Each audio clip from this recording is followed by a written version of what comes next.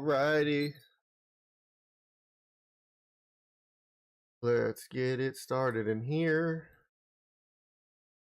What's up, everybody? How are y'all doing? I hope y'all having a great and wonderful evening, afternoon, whatever it may be for you. Sorry if my camera is a little bit laggy. I don't know what the hell's going on. I think everything's just laggy today. So I apologize if it's laggy. What's up, Bubba? What's up, BJ? What's up, everybody? We're in modding the Discord chat, so if anybody wants to join, if you are part of the Discord and you're a modder, you're more than welcome to come in there, ask me questions, we can talk, help each other. I'm going to be streaming my screen in there as well, so people in there can watch it a little bit without a delay.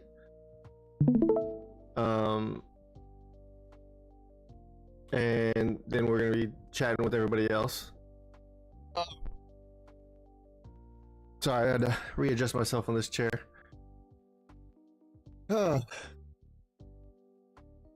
Hello.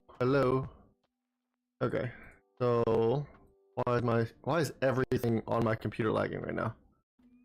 Yeah, I know, I'm muted in the call right now. Give me a hot second. No, ma'am, stop. Stop. I love you too, baby. We literally just woke up. Let me. Is this it? No. That's it. Let me turn this off real quick. Let me maybe resetting it. A little laggy. Hello. Okay. Why is it? Am I tripping? What's just? Everything's just laggy today. Cool.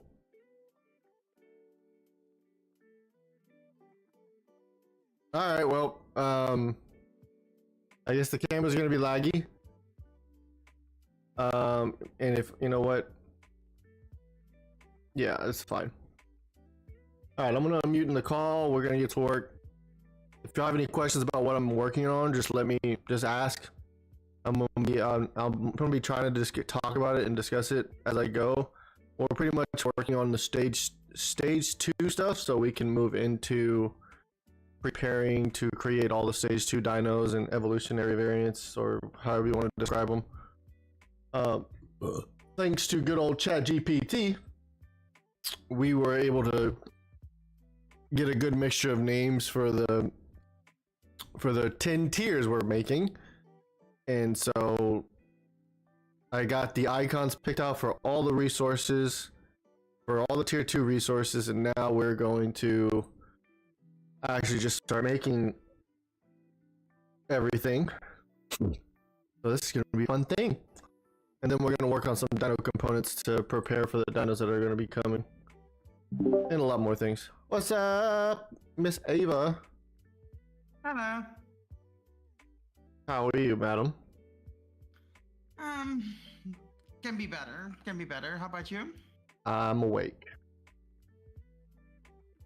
Oh my lord, why is everything not safe? Okay. Ooh. Dev Kid's been acting strange today. Oh, it's a whole day already. Yep. Ba-dum-bum-bum. My brain had a stroke. Oh, yep, okay. Why? I don't know. I just stopped, I stopped thinking, and I was like, what was I doing again? Like, just had a brain moment. Is that the bone icon from vanilla, from like in general? Yep. Mm-hmm. Yeah. I had some thoughts in doing things with bones as well. Yeah, bones just it was my way of using new rather than just regular chitin or keratin, you know. Yeah, indeed, just something unique, like bones and blood, and just something different, right? Exactly. Right now I'm gonna work one by one on these resources, create them up, because making the resources is easy. Hey, Slayer, if you need any basic dev help, like creating some items, creating stuff, I'm down to help you. I appreciate that. Derek, is it Primordial Unleashed that you're completing, like redoing, or is it this a totally new overhaul you're working on? This is Primordial Unleashed that I'm completing, basically. It's not redoing it, it's more or less I'm adding to it. So I guess the best way to put it is in my brain I've broken Primordial Unleashed up into 3 categories: stage 1, stage 2, stage 3. What everybody is able to play right now is a very, very rough translation of what stage 1 is. And I've been working on a massive patch for fixes, for adjustments, for changes, for additions, some things for stage 1, and things like that, slowly but surely. And now today, I think yesterday we just finished the stage 1, I guess you could call him the stage 1 final boss. We made armor for him that gives you boosts things whenever you fully wear it, like, which I gotta finish that too because I forgot to do the buff icons. And we got a trophy for the boss, and what is it, there's one more thing. Oh, and a cube that when you get whenever you defeat him, and that cube is going to be used for in-game for like the final in-game boss type of thing after you defeat the stage 3 gate guardian to go into defeating the, you know, the in-game stuff. So this is stage 2 content that I'm working on right now. I want to get, if I can get stage 2 going and then start with at least 1 tier of stage 2, I can incorporate all of that stuff into unlocking from the stage 1 guardian boss, and we can try to be ready by the time the center drops is my goal. Oh crap. Let's stop at Enigma, Shadow, Radiant.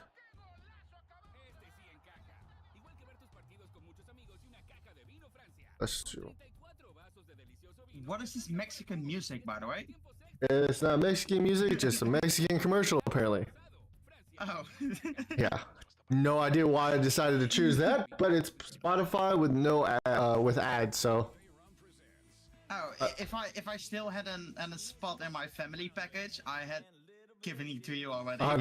You're good. You're good. Family package is, by the way, only like $10. It's much. Yeah, I don't even have $5. So it's all good. Yeah, it's all good though. 4, 5, 4, 8, 19. Okay, that's all 10. 5, 6, 10. Literally, ChatGPT gave me all these names, and it came out pretty decent. Nice. Can't wait to get into it again, as I wasn't able to roll back and lost all progress, so it'll be great. Yeah, I feel bad. So the only downfall with this update that I'm doing is the moment, even though I had the mistake happen yesterday morning where I accidentally pushed this patch when it wasn't supposed to be pushed and published and all that,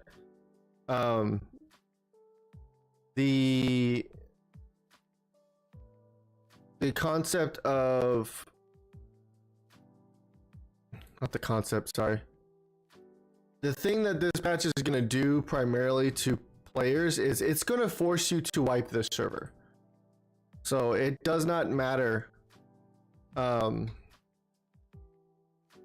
does not matter if you're in single player. It does not matter if you're on a dedicated server. If you are running Primordial Unleashed, it's going to break the entire playthrough of what you're doing, and it's going to be, and I'm going to make sure to suggest in all patch notes and updates whenever I push this that server owners are recommended to server wipe, single player server or not, because this will destroy dinos, this will destroy items, this will destroy resources. Basically anything and everything Primordial Unleashed will get destroyed and like deleted from your game except for the structures.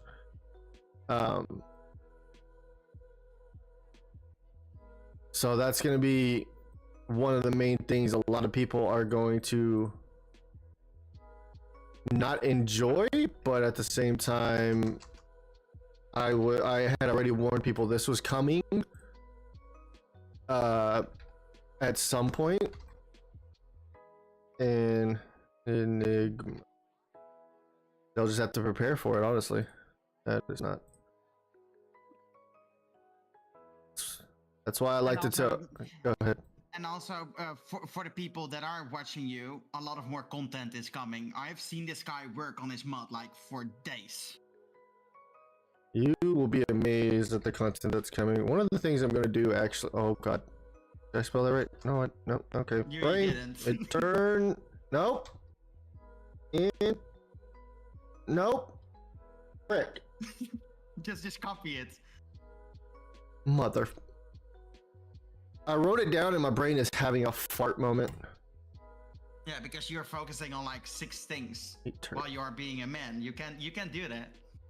I have the military brain. I can to a degree, but something's getting messed up in the process. Indeed, people just need to say you do that, then that, then that, and then you understand. Yeah. You know. Yeah. One of the things I'm gonna. So like what I did. This is why everything's getting deleted. This is what I'm gonna say this now live on YouTube. If you are a mod dev, make sure your file organization is already set up and on point, because the moment you change a file location for an item, whether it's you move one file into another file or you do what I did and reorganize every fucking thing, it's gonna force your mod for people who play your mod to lose anything and everything they have. So you got to be careful. Shadow.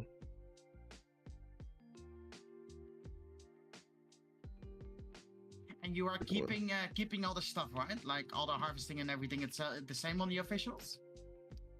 Yeah, it's the official servers. Yeah, the official servers aren't changing. They're just getting wiped. And the way I said it to people already was, what is it called? The servers are getting wiped, and either the island or scorched earth is going to be removed and exchanged out for the center. And what about if the center is not released by then? What about having a modded map like a Misa? I've been thinking about switching it up to where you won't see island or scorched earth, and it's going to be a modded map in the center regardless. Modded maps are also like you're supporting other mod makers, you know? Yeah. I know one good modded map right now that has a vast area that is completed to a way massive scale than most modded maps when out of the free ones, and that's Insuluna. There is here a creature from someone named, the tribe name is Woodis ? And it's in Wonder 4. So he has multiple wandering Dudiquas on the map. Awesome. Freaking awesome. I was going to be restarting. It's a queen with black Dudiquas. Elementium is what I'm thinking it is. I don't know, I was just walking over here and I saw him and I thought, okay. Yeah, I don't know what's happened on that server, I'm gonna be honest with you. I don't know either. I was going to be restarting anyway, as I'm going to be starting a multi-map Uber super modded series on YouTube for my debut videos and channel. Oh yeah, I remember you telling me that. I'm excited, man, to see that, because I like watching ARK videos, especially when they're like super heavily modded and chaotic. I haven't seen many of those on be made for ASA yet. They've done a lot of vanilla videos. Yeah, I organized all folders before I even started mine. Yeah, when I originally started this, I was never expecting the mod to be this popular, let alone that I would end up deciding, hey, I'm gonna make 3 different stages in this thing. So what is this? Celestial.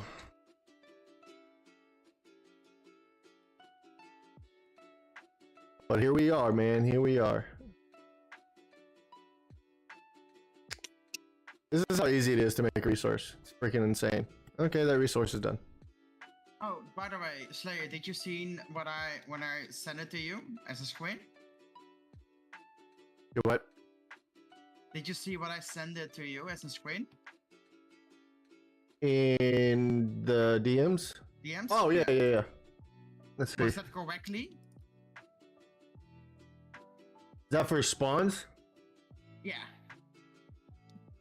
I was having it as in some kind of it's a 95% chance that the normal dodo spawns and a 5% chance that one of my dodo spawns.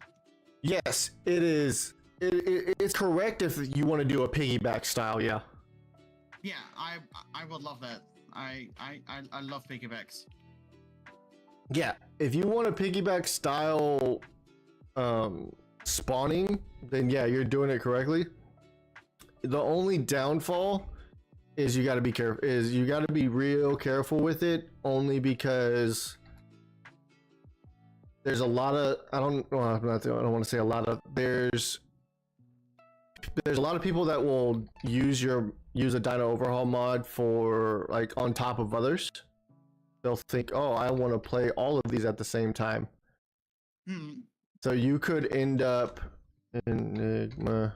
having an issue to where your dinos won't spawn at all because there's another dino overhaul mod that's piggybacking that's getting priority. Ah, okay. So you're suggesting use normal spawns? Personally, I would use normal spawns just because you have a better chance of having your dino spawn no matter what, rather than being fighting for spawns because of the piggyback priority based on the mod load order of a server. Yeah. Because I've had it to where mine do spawn containers and my mod can work with any other dino mod because I'm not remapping or revamping or anything like that with vanilla dinos, nor am I piggybacking and fighting with another spawn or anything like that. The only thing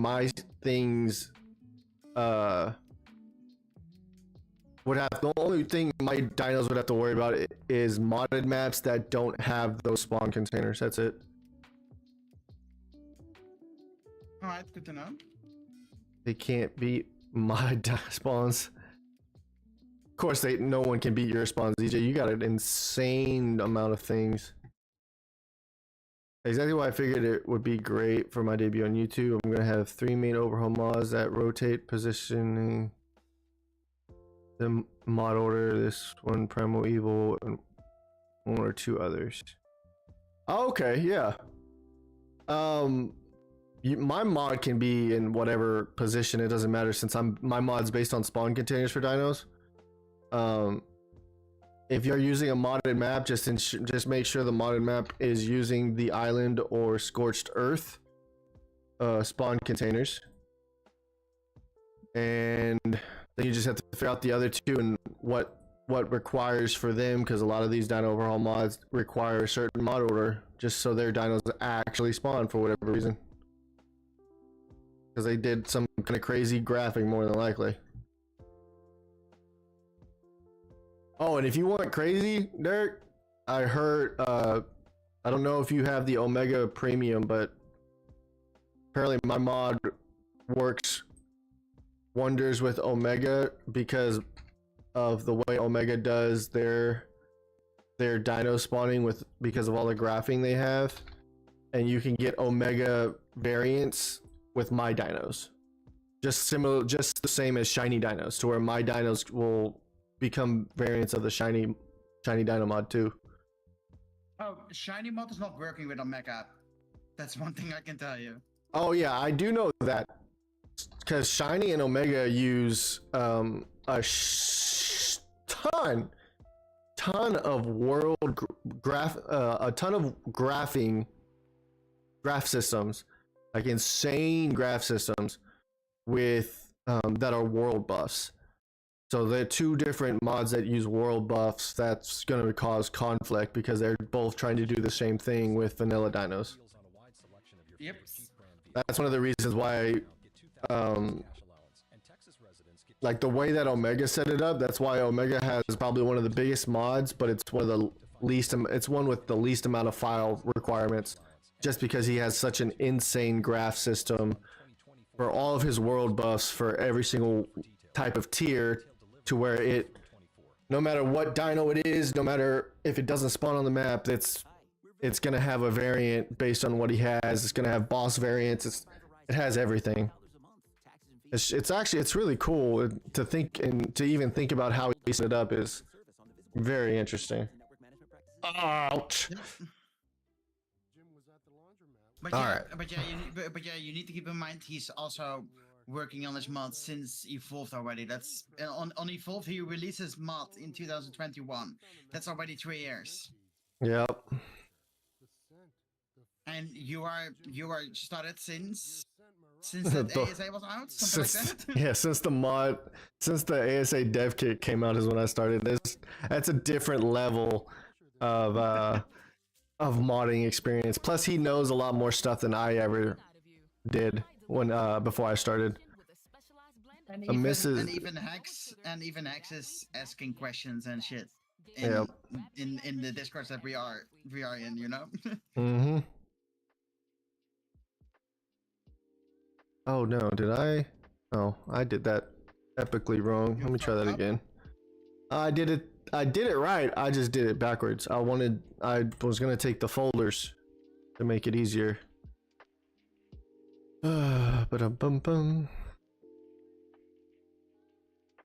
Because then I don't have to remake the folders. Makes sense. That's why I like making like resources that don't require crafting first. It's so easy to make. You freaking sit here and make thousands of resources and it be like nothing. Boss brain.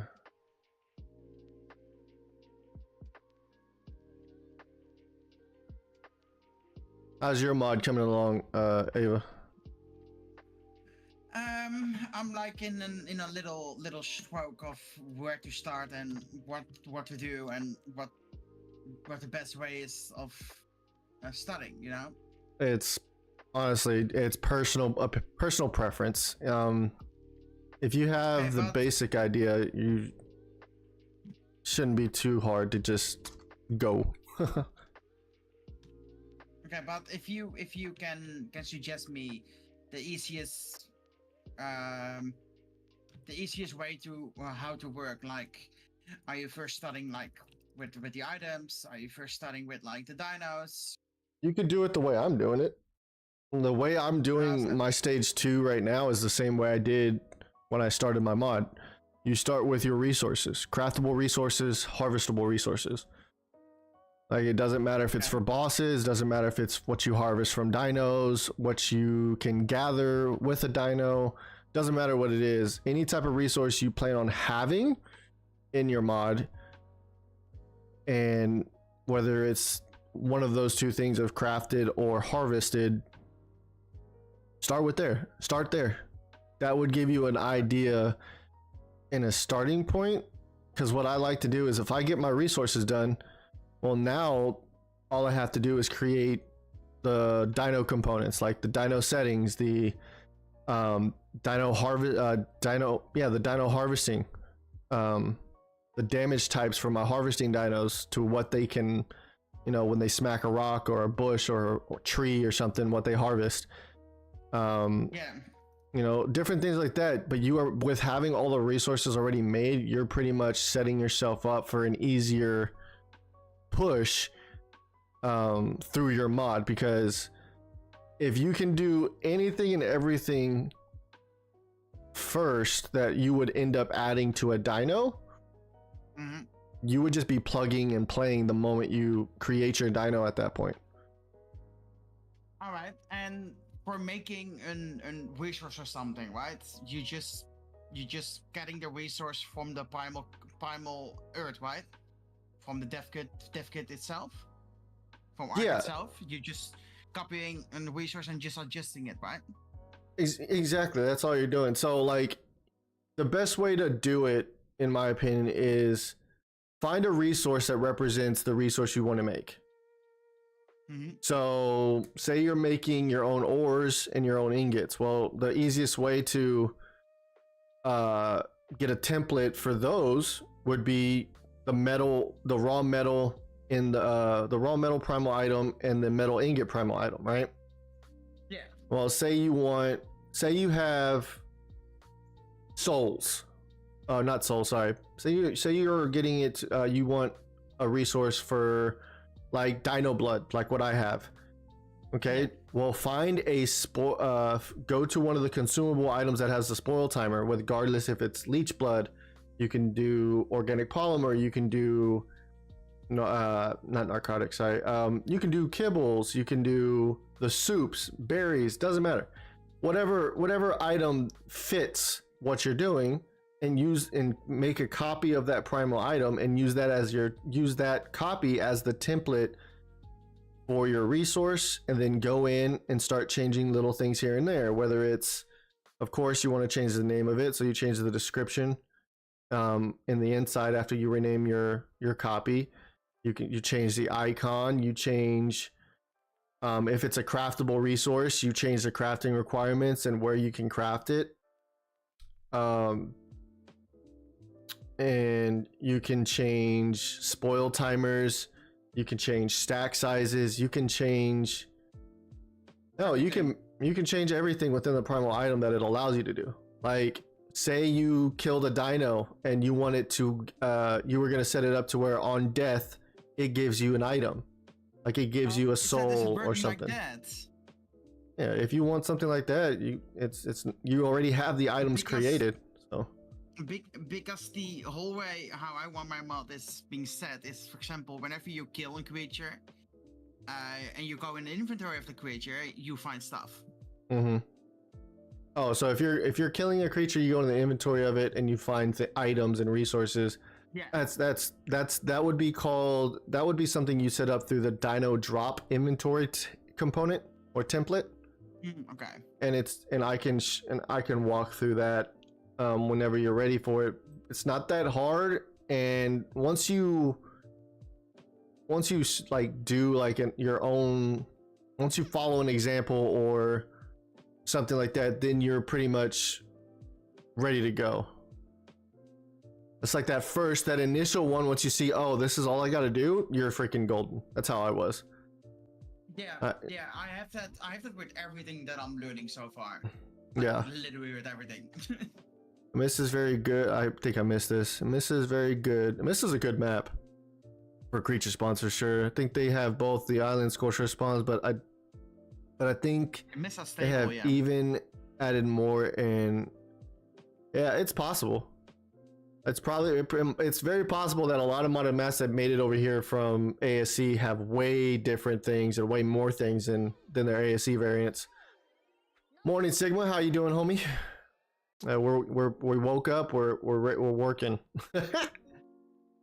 That's a dino drop inventory they are wanting. Yes, dino drop inventory is what you want. The way I set mine up is I created the dino drop inventory, and then I created the loot set that controls everything, and they're just both linked together. You can do a lot with it if you have if you know what to do. If you have an example with what to do, you're pretty much set for sure. I by the way saw you doing something with like setting some favorites. Like yes. Categories. I'm not doing that as well. Thank you for that. You're welcome. Makes life a lot easier. You know what's crazy? I didn't even know you could do that. I'm just seeing you doing it, so I thought, okay, let's do it. Yeah, I knew you could add favorite, like your favorite files over here on the left hand side. But then I was told about the colors, like you could color your files. I was like, how the hell do you do that? I was so like a kid in a candy store, like that's shiny new. How do I do it? Please tell me. It was wonderful. Saying spent days on hype maps for my map so far. You were right. It's hard starting a new map from scratch. No information. Yeah, no current information. And bro, when I was trying to do, I wanted to play around with map making. I was wanting to create, just try to see if I could create a map on the side while I'm just like, if I chose, I didn't want to work on my mod today, I was just gonna play around with the map, you know, see what I can create with all the assets that I have. I couldn't even get to the point where I could start doing landscape because the video, I think I found 2 videos that show you like the starting point of how to set up a map the way they went through it. One is like, oh, you gotta copy and paste these specific files into your mod file and you should be good. Every single time I did that, it was crashing my damn dev kit. So I was like, there has to be another way. I found another guy's YouTube videos on how to start a map, and I followed it up to the point to where he started saying you need to open up 2 dev kits so you can drag stuff from over here after you open up the island map, and then you need to drag it from here and drag it over here to the second dev kit. And I'm just like, okay, that I can't do that. My computer cannot withstand 2 dev kits at the same time. And then the island, opening up the island is going to take me like 2 hours. I can't do that. So I just gave up at that point because there was no actual information on how to actually start, because everybody keeps saying you need specific files from, or specific things from the island map that you can't get anywhere else or something. Little question, by the way, Slayer. Go ahead, shoot it. I'm just searching for like stones, like gettable stones. Where can I find that gettable stone? It's in the primal earth, right? So this is what I do. So if I'm looking for anything, doesn't matter what it is in the dev kit, all I do is come up here in my content browser, click on content, and all I search for, say it was like what you're doing, stone. I just come to search bar, type stone. Yeah, it pulls not much. Right, it pulls up everything. Now you can get more specific. If you know the beginning of the file, so say for the stone, you were looking for a resource, right? Okay, so if you're looking for a resource, the primal item is easy to find because you should know that it's going to be called, all items are going to start with primal item in the beginning. Then it's going to change it into either structure, resource, consumable, something else after, right? So you type in primal item resource, and then you just type in stone after that, and boom, there's your primal item resource stone. Okay, thank you. Now, That's if you're, yep, and you can do that for a lot of things, or you can just do it the first way and just type stone and go looking. And then whenever you need the icon, where can I find the icon? Same way. And then just instead of stone between, not just icon next to it, right? Well, there's 2 different ways you can do it. You can search stone and then icon after it, and it'll pop up with anything that's a stone icon, like it even has the actual resource. Or if you're looking for an icon that's not native to that primal item, like say you want to replace the stone icon with the metal icon, right? The raw metal icon. Well, there's 2. You can easily do it this way. So you already have the primal item for stone. So let me actually use one of my resources. So if you have the primal item resource BP already, you can easily come in here, you search your icon, come to the item icon location, and then click on folder. Yeah, click on the drop bar and type in metal, and it pulls up. It doesn't pull up everything. It pulls up everything that's in the dev kit that has that word in it, but you can simplify it by either typing metal icon and you see all the different icons, or you can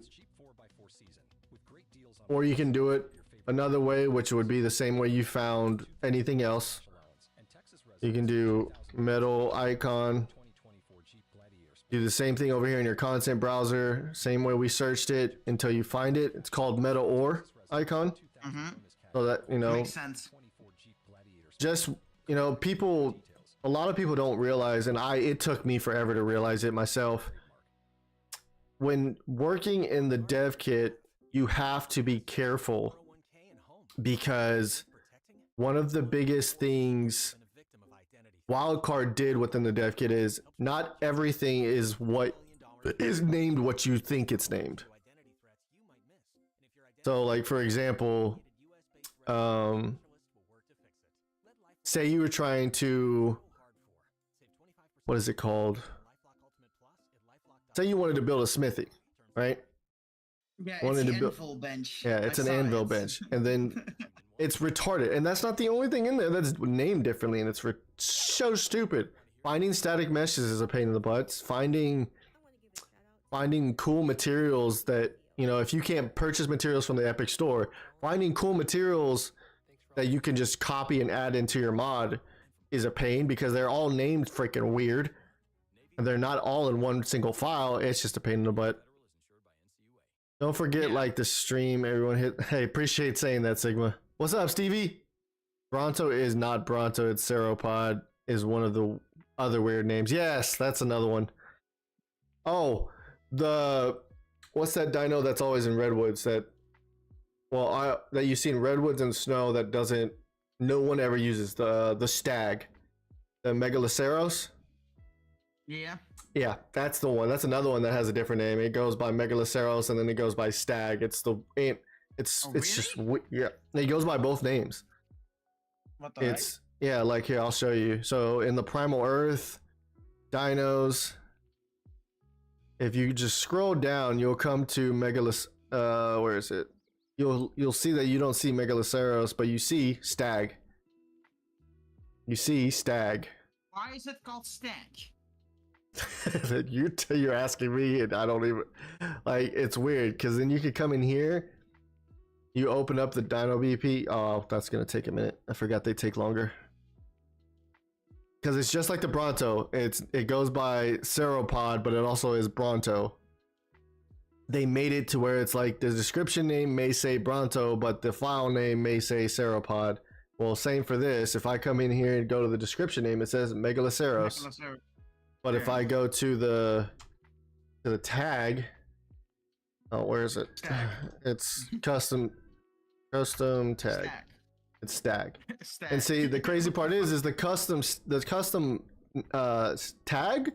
That's what controls the way that Wildcard sets up all their saddles. So if you wanted your dinos to wear vanilla saddles, you never change the custom tag. That's it. Just leave it how it is, and it'll use vanilla saddles off rip. Oh, every single creature of me will have a unique saddle eventually. What I was doing originally was I only gave saddles to the dinos that had them, and recently I've been thinking, well, shit, with the new way I'm setting up this mod, I might want to start giving dinos that don't have saddles actual saddles so they can have a chance of fighting if people want to use them in a boss fight. Because it'd be unfair, you try to kill a boss of mine and you're trying to use a dire wolf and it's taking full max damage from the boss, and then it's homie over here, the dire bears in a beefy saddle taking like 100 damage. Just, you know, it'd be unfair. I juice.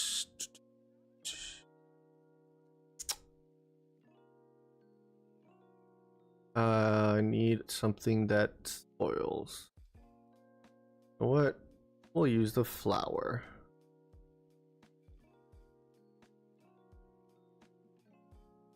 Oh crap. Hold on. This, copy.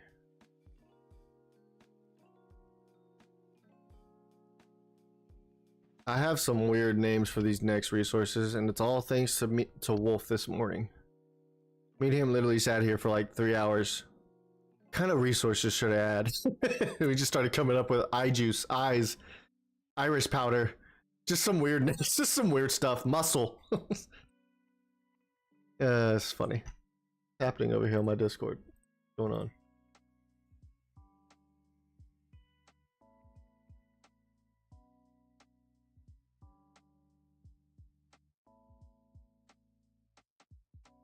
All right. Ba-dum-bum-bum. Okay, I got the files. That's all I wanted. Now need this. Graphing is just a whole other. Yeah, graphing's a nightmare.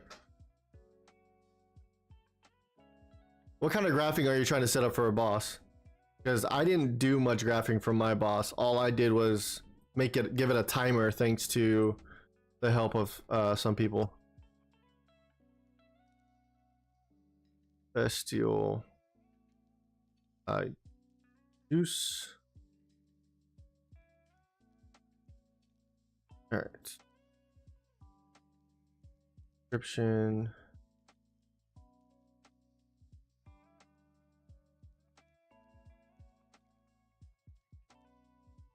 Jesus, hold on. What was it called? No, it's iJuice. Okay, I'm thinking of something completely different.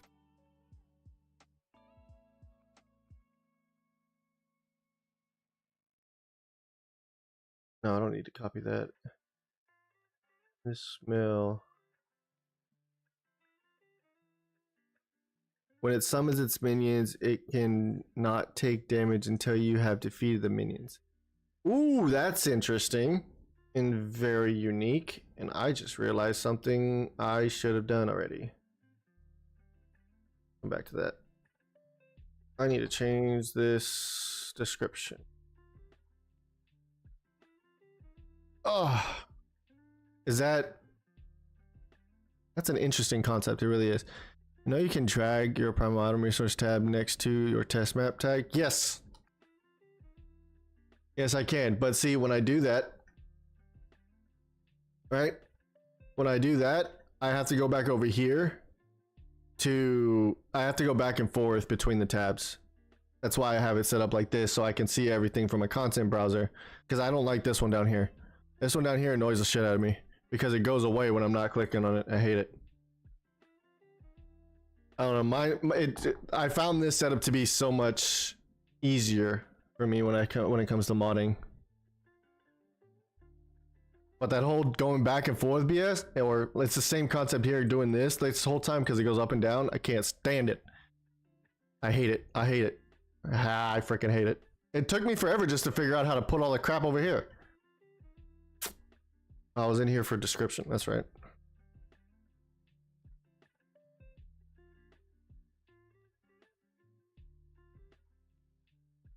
Dock it. Yeah, that's what I did. I docked it. I docked everything over here. I got my content browser, the details, outliner, world settings.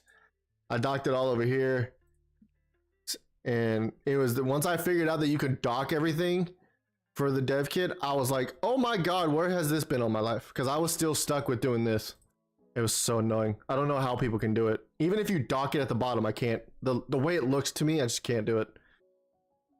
Like this whole thing, like having it down here, I can't do that. What's up, homie?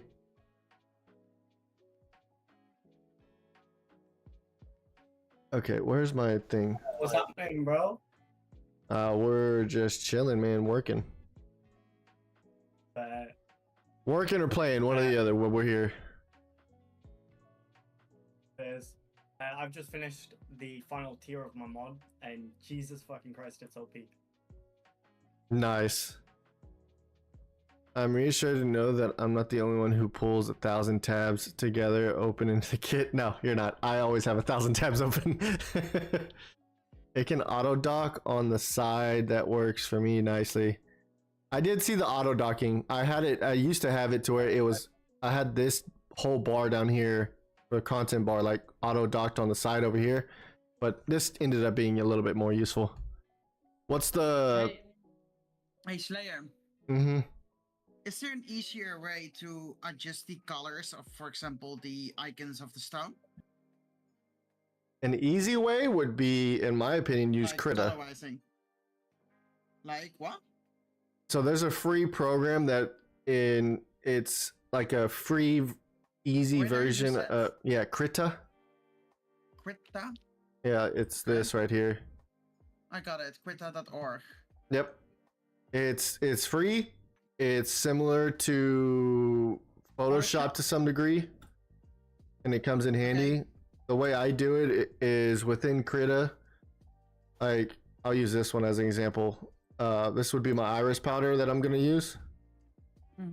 And the way I change the color without like trying to use this wheel thingy over here is I just go to filter, adjust, and come over here to color balance, and I can yeah, so I can change it to look crazy if I wanted to. Oh, that's sick. Okay, and how can I export and import like some kind of icons? Yep. So right here, you see I have this brain. This is the Apex Aloe brain icon. Yeah. And I exported it because I'm gonna, and I just put this here as a template so the files wouldn't disappear when I was off. But if you right click on your icon, and this could work for anything. It doesn't have to be just an icon. It could be a file too. When you right click it, you want to look for asset actions and just type in just look for export. And you just export it to whatever file. It's a PNG, right? Yeah, it's a PNG. Okay. It'll come into a PNG. You can put it in Krita. You can save it, and the icon Krita will save it the way that it's meant to be saved, so it could work back in the dev kit. And if you want to re-import it, you just come up here to your. For me, it'd be up here in the left-hand side where my content browser is, where it says import. But it's going to be in the same spot wherever your content browser is. It has an import, and then you just import the file. Because of you, I have my content browser on the left side as well. It's a lot easier. Everybody's like, bro, I got to use the way you do it. I can't do it any other way. Oh, that's funny. It's a lot more organized, to be fair. What did I use? What is the description I used for boss hearts? I don't even remember. Alrighty, but thank you for that. Then no I know worries. how to do it as well. Because I was adjusting everything to the numbers of the curve and that kind of shit. It's no, like cool. Okay, so the way that I saw and I even thought would be the way I had to do it from the old dev kit is let me show you. They were talking about you come in here to the icon. And I'm there, yeah, indeed. Like the brightness and the curves and that kind of shit is so annoying. And you start messing with this. I'm like, I can't understand what color I'm trying to get with these. Like, why the hell am I going to do this? So once my buddy told me about Krita and that it was free, I was like, oh, I'm going for that. It's a lot more easier, indeed. Thank you for that. Anybody can use Krita. It's such an easy thing, and it helps. And half the icons I've gotten outside of that are not vanilla, I literally just Googled and then did the same thing. Yeah, why not? That's all I did. I just like my blood. I got it from Google, threw it in Krita, and bing bang boom, I was done. Brain of a primordial creature that ruled over. That's cool. Unless you're a boss boy, and that's pretty sick. Dinosaurs.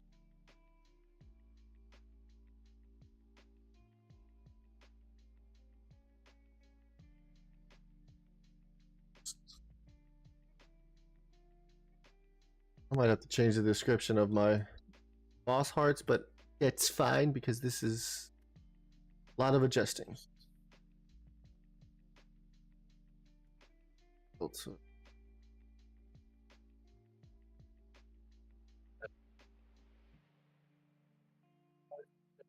I installed the old kit to export some things to play some mods I had uploaded, and when I finished, I deleted it again. I don't think I'll ever use that again. Oh my gosh, you're a brave soul. I've downloaded and loaded up the old dev kit once because I was looking at some open source mods I initially had to see if I could see how they set up like certain things, but man, it was such a pain to look at stuff in it. I was like, you know what? I don't even care anymore. That's how painful it was. What software are you using? Krita? Not PS or GIMP? No, I'm using Krita. It's an editing program. Yeah, it's like Photoshop. Krita. Krita. That's the software I use for like making my icons, or at least just adjusting the color to go for a color scheme that I want. And then I have like say you have a picture that you know you want to use for an icon, but you want to make the picture transparent before you turn it into an icon. Oh, you use GIMPs and others? Yeah, I didn't even know Krita was a thing until my buddy told me about it. So say you have a picture on that you want to use it as an icon, but it's not transparent, right? Say you got it from Google and you want to make it transparent so you can then throw it in Krita or whatever other programs you use, change colors, set it up, whatever, right? There's a website you can use called photoroom.com. It's free. You log in. You can create a login or log in with your Google or whatever the case may be. And essentially you can select a photo. I'll use this one, for example. You can select the photo and change the background templates for it. Hey, Slayer, are you sure you are not getting sponsored by all of those Yeah. people? Yeah, I'm not sponsored by nobody. But I mean, hey, it's things that might help others. So this one's a good one. It pretty good. This one's a good one though. Even the free one, you'll get the photo room, I guess the logo at the bottom. So if you adjust it just right, you can crop once you download this for free with the logo, you can easily crop it in Krita and get rid of it, and boom, you got yourself your icon. That's what I did all morning. Oh, pretty cool, yeah. But it works. I have just adjusted the icon, and I've made my first tier with the first color is Queen Nice. of the Void. I've paid Canva, so can remove. Yeah, I use Canva. I use Canva for my YouTube thumbnails. I use free version of Canva. I don't have money to pay for shit. I have Photoshop as well, but I need to repay it. I tried Photoshop for a little while, but then I was like, that's too expensive for me. I need free stuff for now, until I can get a job or even a part-time job or something, or unless YouTube starts paying me at some point or whatever the case may be. Yes, pay me. Free is all I can go for.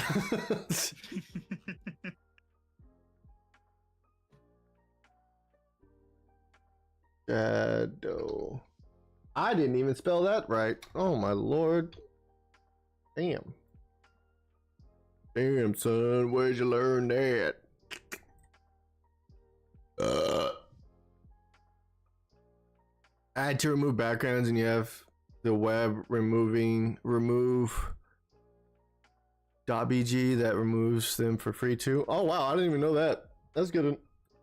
That's good to know. See, I knew there was free programs out there that people could use or are using for different things, like removing the what do they call it? The watermark, the logos they put on there. So because it's free and all that stuff.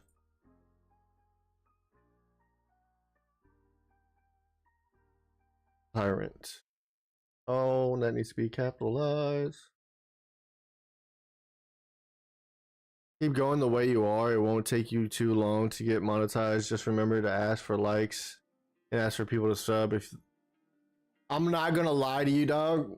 When I stream, I try to remember to say that at the end of stream, and half the time I forget. Because honestly, I forget. Subscribe, people.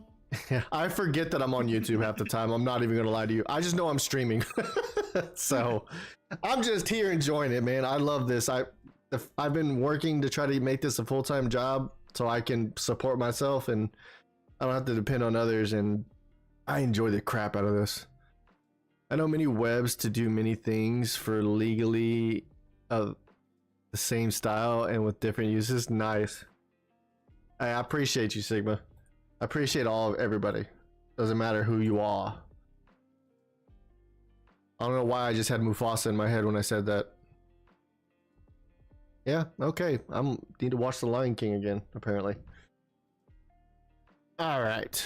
The boss brain is done. Now let's come over here. And this is eye juice.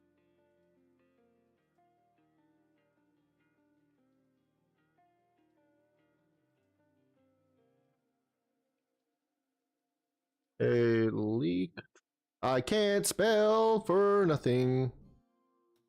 Oh my god. Okay, now I'm making kibble, right? But Okay. for example, if I'm using the large kibble, then you have the blue glow next to it. How can I adjust that one?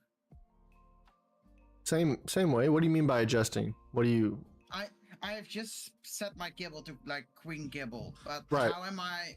Then you have like a blue area on top of it as well. I will show. Yeah. Oh yeah. The aurora that it has. Yeah. Yeah. Do you want the aurora that the icon has or no? I want to change it in a different color. It's the same method. The aurora will change with the entire icon. It doesn't. Oh, that sucks. Yeah, look at this. Yeah, show me.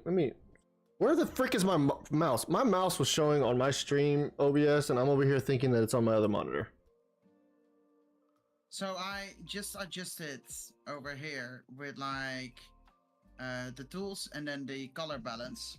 I changed it to like 30, 30, and 30. But it is not adjusting the blue area, you see that? That's interesting. You know, I don't know. I've never when I made my kibble, I used one of the kibble icons that didn't have the base one. Yeah, I used the base one. I used one of the base one that didn't have the aurora, so I've never messed with anything that had an aurora. But I might need to use the base one. yeah, because it seems like it doesn't even want to change the color palette.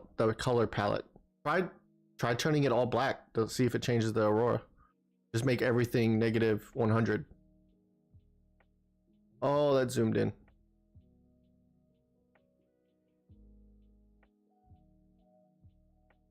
What's up, Wing? If you ain't liked or subbed, this is sick. Get to it, folks. Right? Yeah, see, so it is changing it. You see it? It actually is changing the aurora.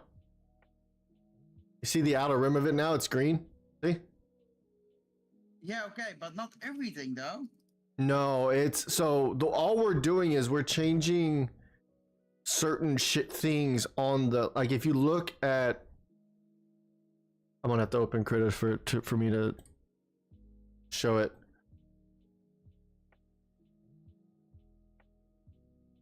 So when you're adjusting the color balance, you're adjusting the shadows, the midtones, and the highlights. That's all you're adjusting. So when you do, like, say 30, 30, when you're doing just like a 30 here, a 30 there, you see you can't really tell the colors changed. It got a little bit brighter. So what I do, I mean, this is just me. I don't use just actual like 30s or 20s or anything. I just go for the max. Or I keep it at 0, depending on what I'm doing. And then right here, preserve luminosity or lumo, whatever the fuck.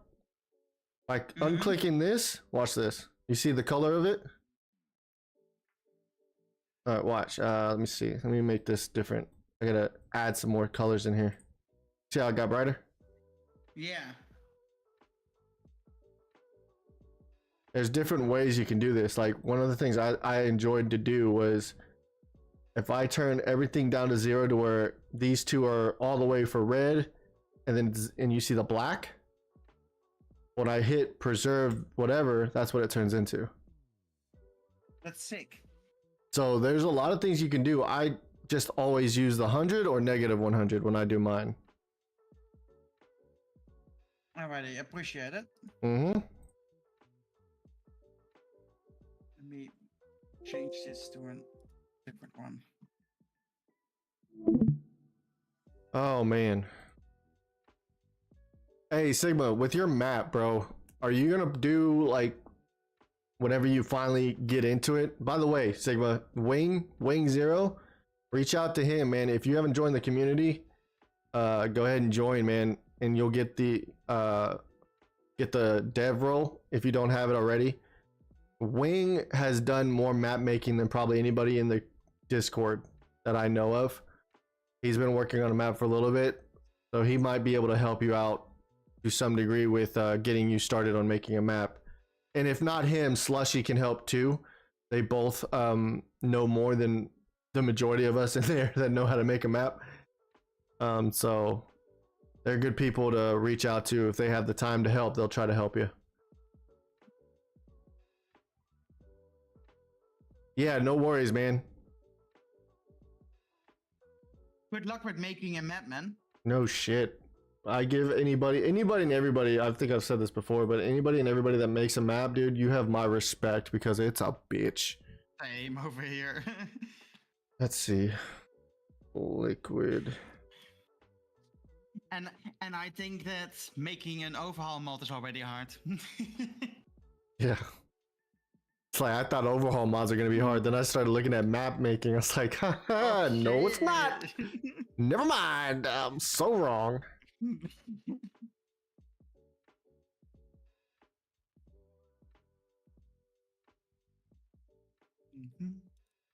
All right. I'm just going to use the base kibble one.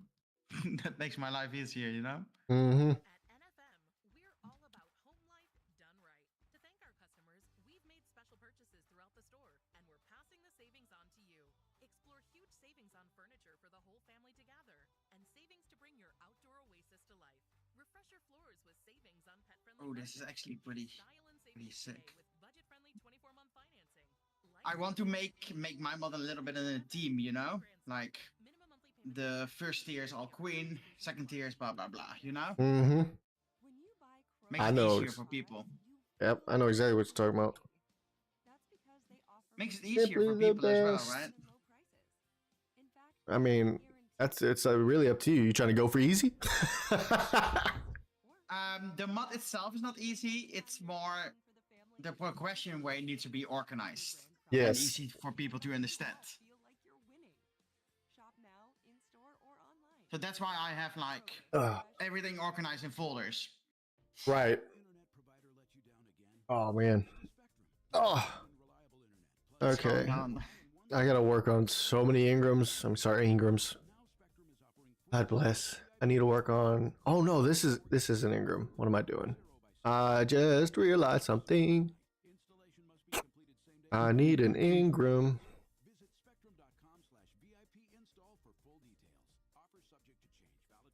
I forgot this is a crafting resource. And because it's crafting, I need to wait. Celestial.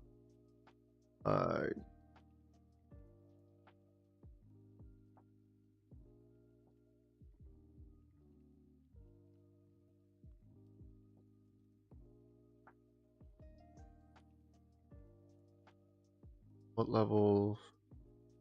36. All right. Can't even make eye juice yet. I need to wait. I need to make the eyes.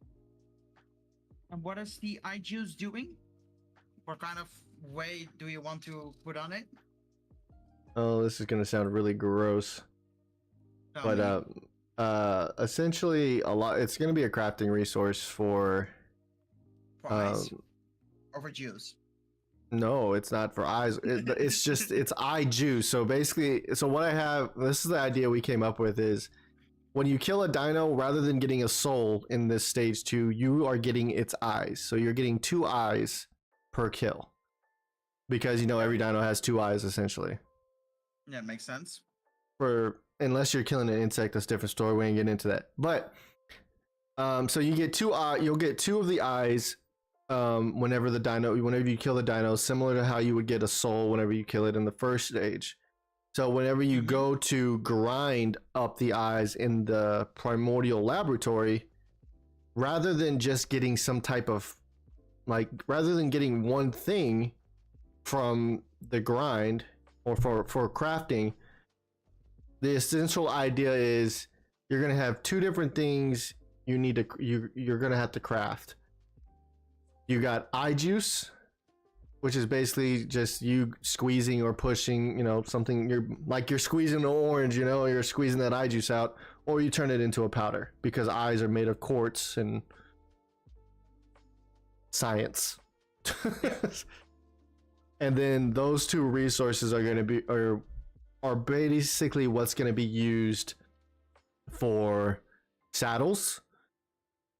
And then I think I'm going to use the powder for saddles and have the eye juice for saddles too, and then probably use them for for not kibble this go round because I'm not using KO tames, but more so I'm going to force players to have to craft either a herbivore platter, or a Herbie platter is what I called it, which is like a specific kind of food, or carnivore platter, which is going to be a specific kind of food.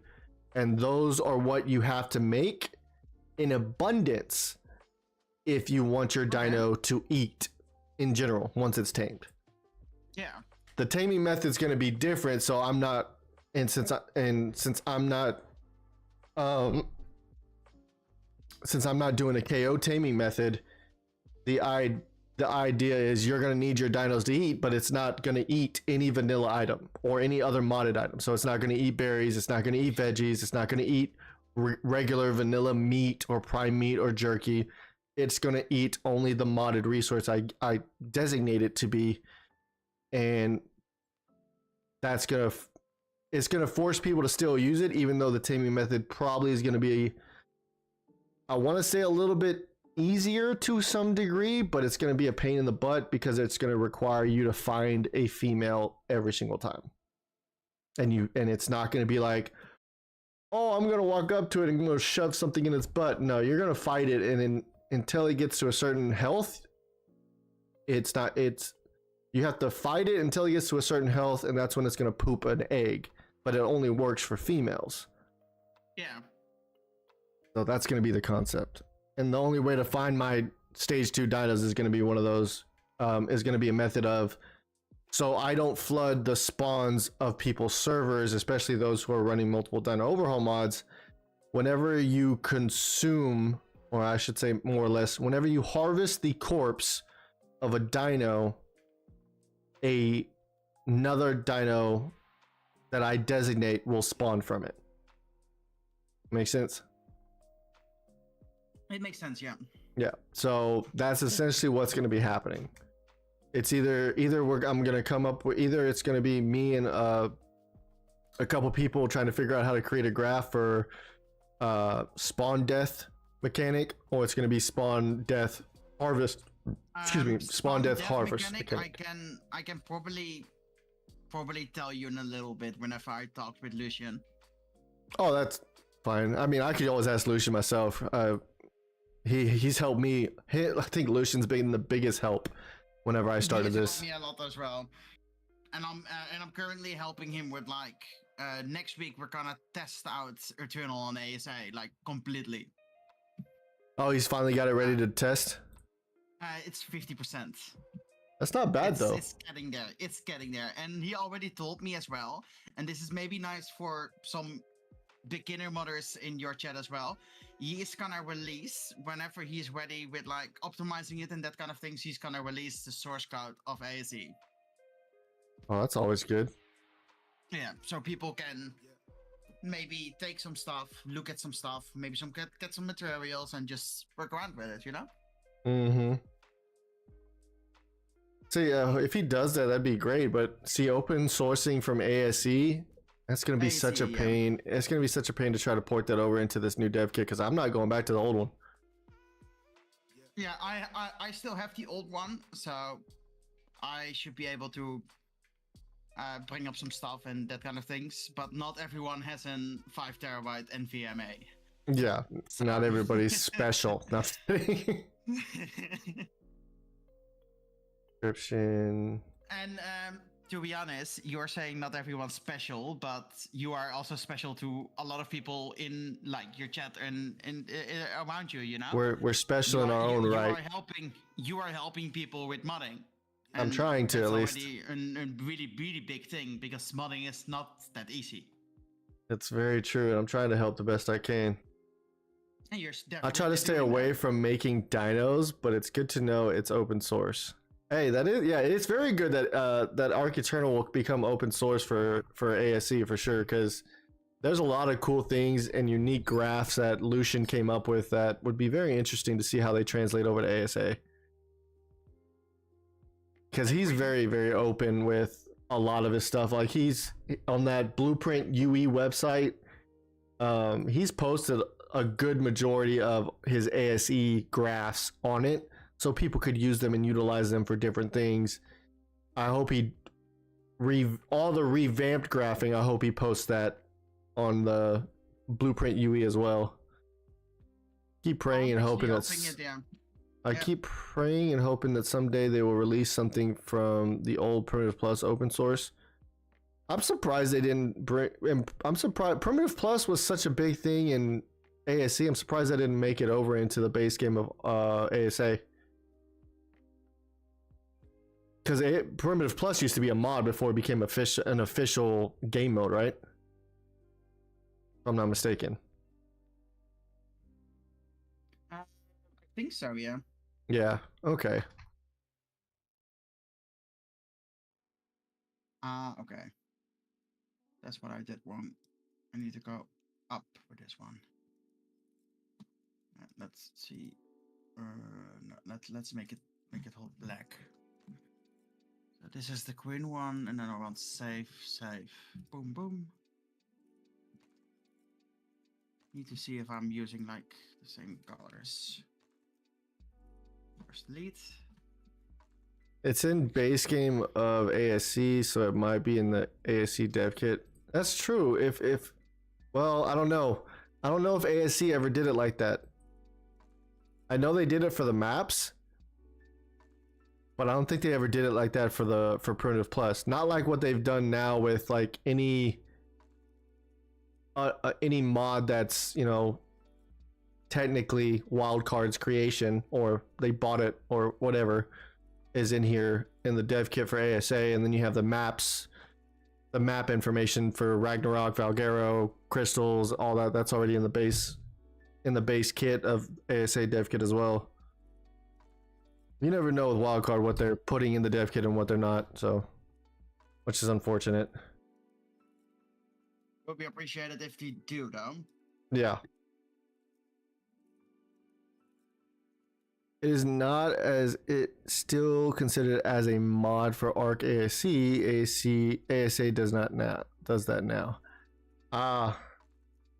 But see, I guess Primitive Plus was something that was like a contracted thing then, because even though it was a game mode that was on the official base game of ASC, if they were still considering it a mod for ARK, then it was never actually purchased or bought out from those modders that created it, unlike what they did for Ragnarok, Valgero, The Sinner, Fjolnir, Crystal Isles, and all of that, because those became official maps, but not for the official story.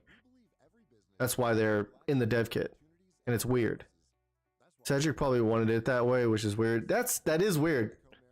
You would think he would want it to be like the maps, because of how many people loved Primitive Plus, to where then they could have ported that over and he could have been able to put it into ASA, and then the ASA crew, especially for console, would have had something astonishing to play outside of the beginning mods that were brought to ASA off the jump. It's kind of crazy. Okay, back to what I was doing. I'm getting distracted. You are. I'll be right. It happens. That's what you get if you get viewers, right? Yeah, exactly. I love talking. I love interacting with anybody that's in here, whether it's in the Discord or on stream, like just like having that talk and conversation. It's one of the things I enjoy from that I've learned to really enjoy and love from streaming.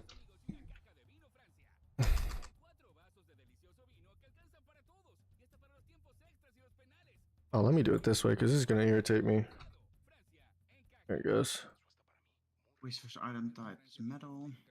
Okay, I need to change. Oh, that nope, as well. can't do that because I don't even know what the frick I'm looking at. God damn it.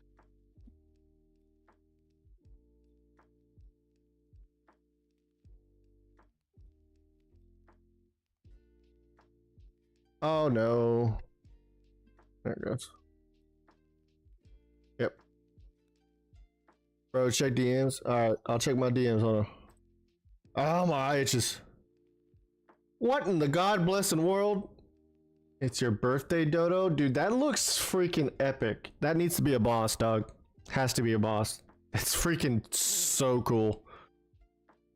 It's I will be right back, okay? no worries. That's awesome, EJ. You're gonna cause a lot of console players to crash, but that's freaking awesome. that's awesome. I joined the Discord, no idea how to interact. Hate being. Oh no, you're fine, Sigma. You're fine. I got you. Is that Sigma? Is that you, Hadrian? That's you, right? Hey, EJ, it still looks cool. You might be if the speed of the rotations and stuff isn't that bad, you should be all right in terms of it being good on console. Sigma, go ahead and you should see a channel called Verify. That should be one of the few channels you can actually see on the Discord right now.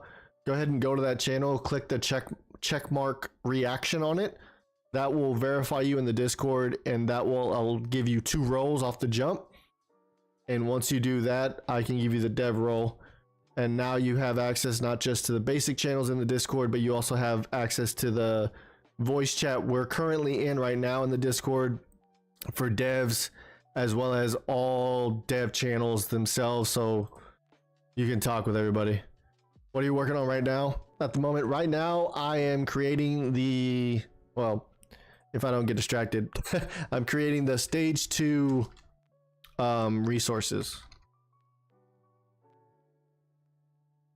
Yeah, right now I'm crying. I got all the names for all the tiers. I got all the I've looked through. I've got all the resources I want to make. So now we're starting on the stage 2, and I'm doing the same process I did when I first started the mod, and that's supposed to be capitalized. And I'm starting with resources first because I want the dinos to be like the final thing I work on. You know what I mean? That's just one of the things I've always done. Dinos should be the last thing I make, or items if I add more items in the end. But I felt like I needed to start on some of the stage 2 stuff in preparation, and then by this weekend I should have. My goal is by this weekend's end, I should say, I will have the base of stage 2 set up to where if I was forced to push this patch because a lot of things started being reported that wildcard either broke, or a lot of the bug reports started to come in of things that haven't been reported. I'll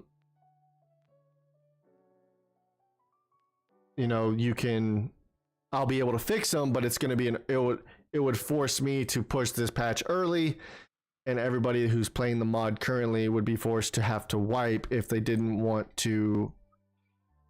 wanted to avoid any kind of corrupted data or anything like that. And as unfortunate as that is, it's just the way that it's going to end up being at some point or another. So whether it comes early or comes later, that's going to be up to whether or not shit's broken in the mod ever since Wildcard did their big update.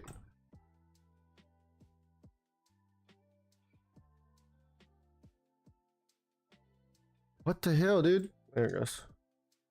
All right, there we go. Description. Wayne, you are the man, apparently.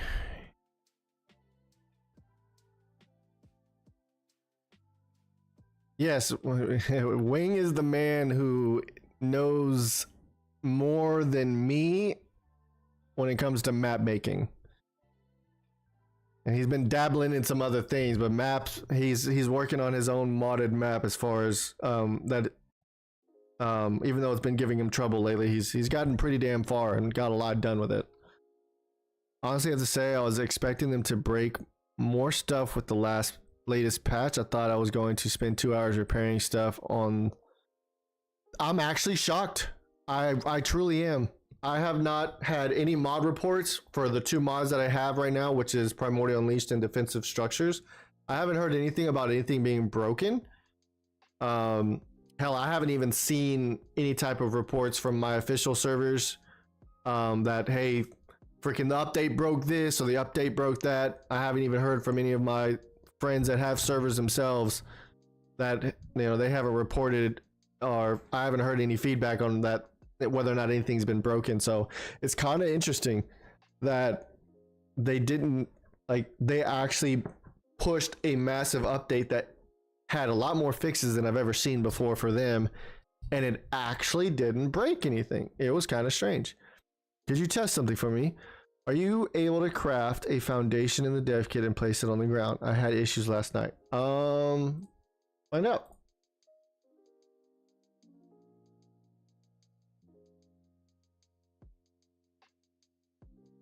Oh, here comes some hitching, sorry.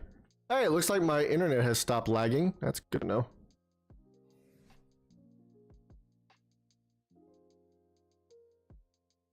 And more hitching. Oh, fix yourself, sir. Come on, GCM. There it goes. The damn shadows.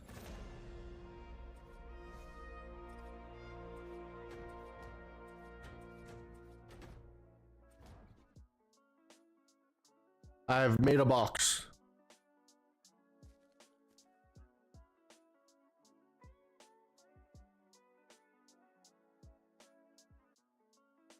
Well, I did see if you had the issue last night, that's weird. What I did this morning is I verified the integrity of my dev kit files just to, you know, make sure I didn't break anything before.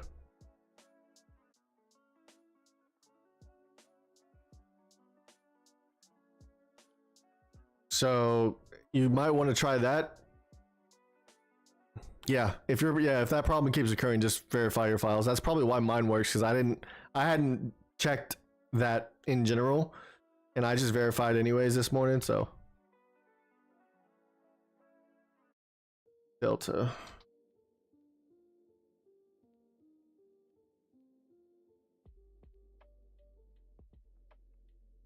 Bum bum bum bum bum bum bum bum bum bum bum bum. Bum bum bum bum bum. It's strange, and the kid is the Gigantoraptor mount, but not the dino. The last time I looked a few weeks ago, it hasn't made it into the dev kit yet. It's still only the ragdoll, unfortunately, but they're supposed to be coming with a lot more dinos to the dev kit. It's just a matter of when in God blessed time they actually add it. You know what I mean?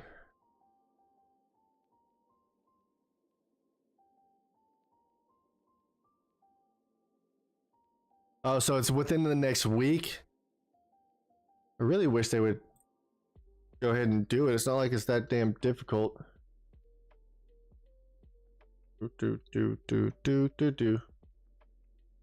sorry, it was the other way around. There is the dino and not the mount. What? No, that's not the dino. Like, if you actually look at it, did I not add this to my favorites like I was supposed to? Like if you actually look at it, it has the file, but it has this. It's just the physics. The physics of the dyno and the dev kit. That's all it is. That's what's crazy. No dev kit updates this week, please. I've had over 1,000 gigabytes in downloads the last few days.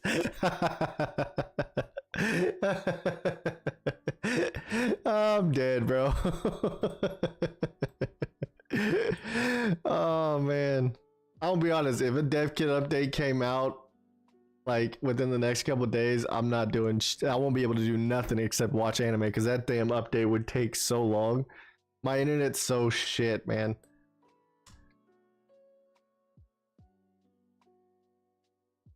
Which one is this one? Geomorph.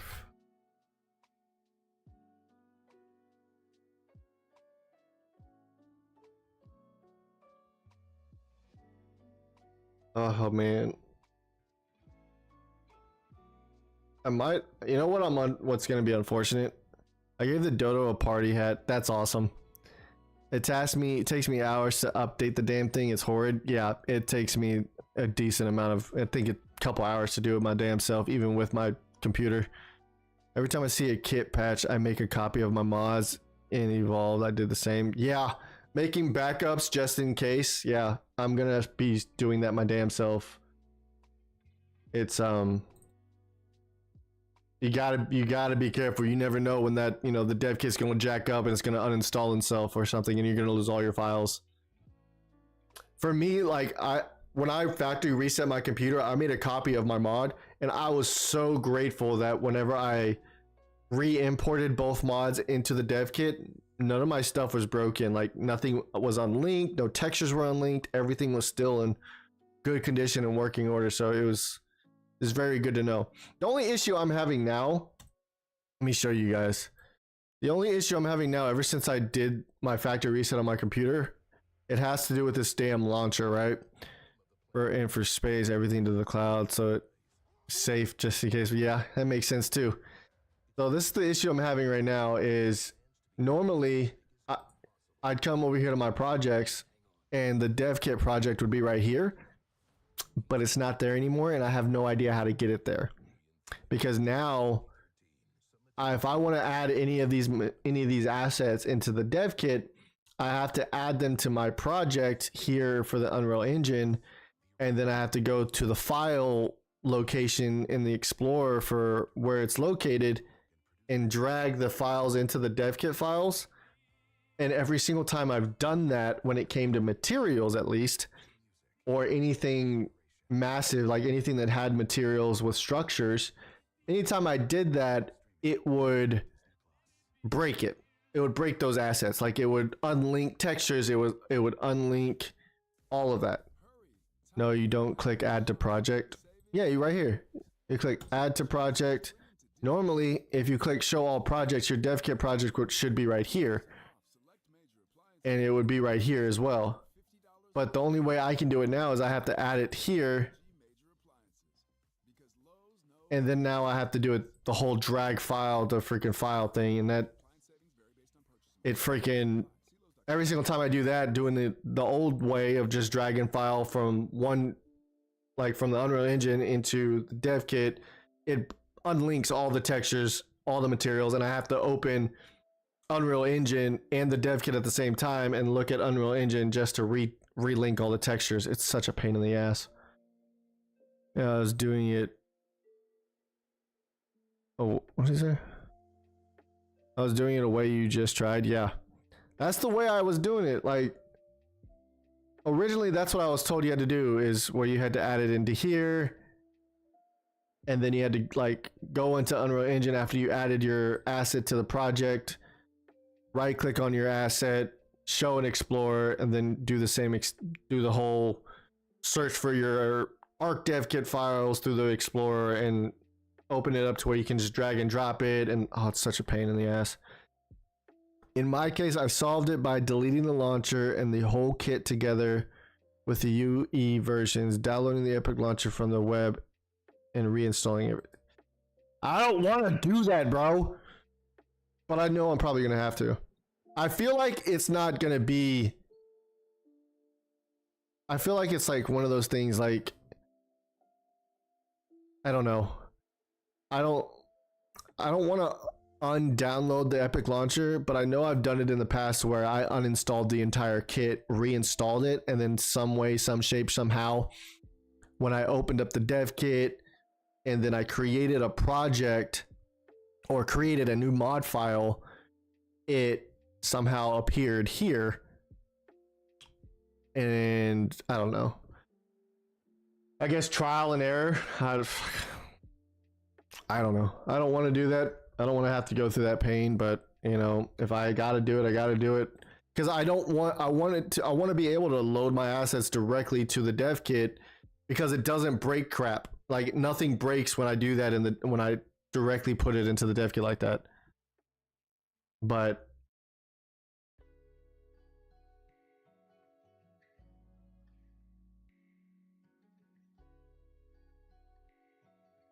did you make that in the dev kit, Wing? Is that something you imported? That's sick. That's so funny.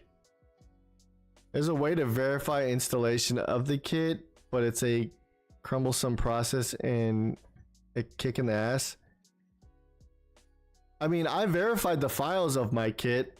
I know how to do that. But what do you mean verify installation of the kit? And would that fix my issue of the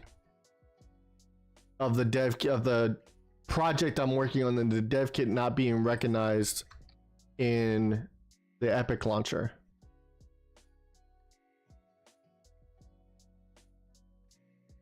That's the real thing. What is this one? Shadow.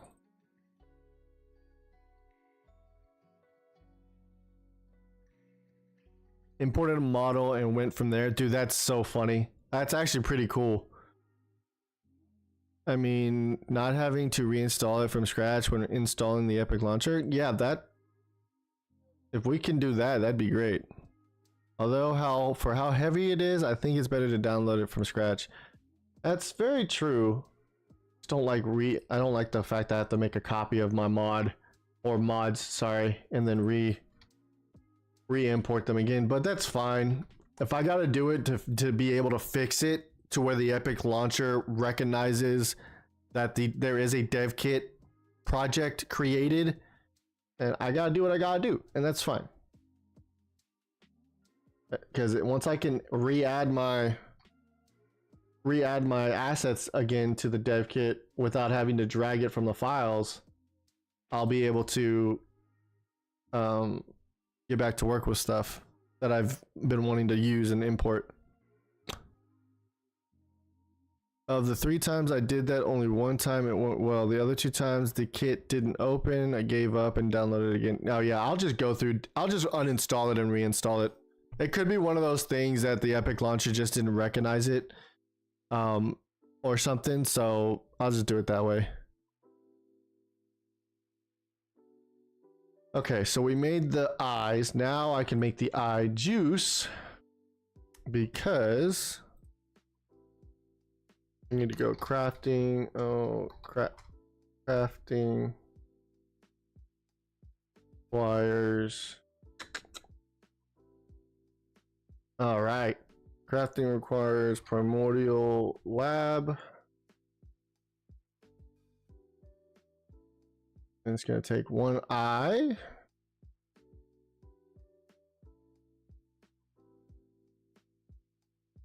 Going to take 1 eye. And then quantity. And we're going to do 4. So when you grind down 1 eye, you get 4 juices. Sounds good enough. There's gonna, a lot of this shit's gonna be expensive anyways. Actually, what did I do for soul dust? Let me see. Probably just make it the same quantity. We did 3. Oh, let's just do 3 then. If soul dust is 3, we'll make the eye juice 3. That's fine. All right, now we do the description. What is this? What the hell is this?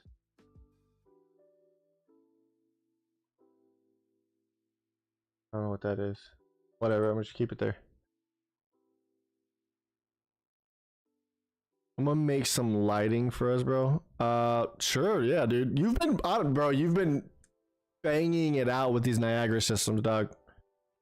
You should just make them. Just hey, you could get paid for that crap, bro. Lightning.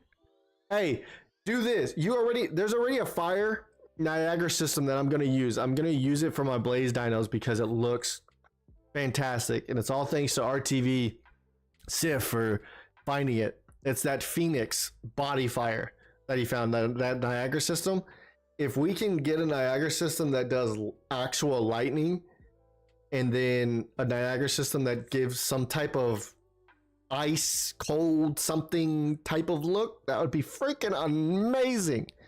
I don't, because I would love to add those and redo my, like, I want to recreate all my elemental dinos because I feel like I need to. So I might, so not only so I can add more elemental dinos to them so they can actually be worth a crap, but also to try to get it to where the projectile does freaking damage. But I know they need a remake. Like all the elemental dinos need a remake. So I'm thinking about remaking all of them, and I want to still give them the overlays, but I feel like if we use a Niagara system instead of an overlay, it would look a lot better than the overlays I have. Because even though the overlays look great and everything, it's one of those, like, it's almost like saying that it was a substitution for an actual overlay that actually gives that fiery look or that lightning look or that icy look. You know what I mean? I want to get better at cascade Niagara effects. EJ sounds good, bro. Dark, I'm telling you, EJ's been busting this out ever since we watched one video yesterday morning before I streamed. One video. And he followed along with me the entire time while I was doing it. And he was watching me test it and play around with it. Let me see, where is it? This one. This is the video we were doing. It was Aurora FX tutorial. So it was like creating basically a popped out overlay essentially, and then that particle system is what we created, and he showed step by step. Even though it's an AI talking and it goes by really quick.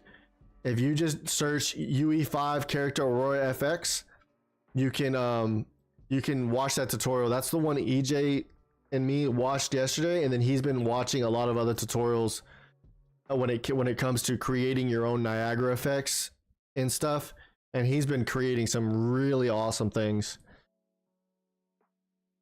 So it might be interesting to go into doing that, or learning it, I should say. But looked it up and just like it, look at it. Yeah, got you.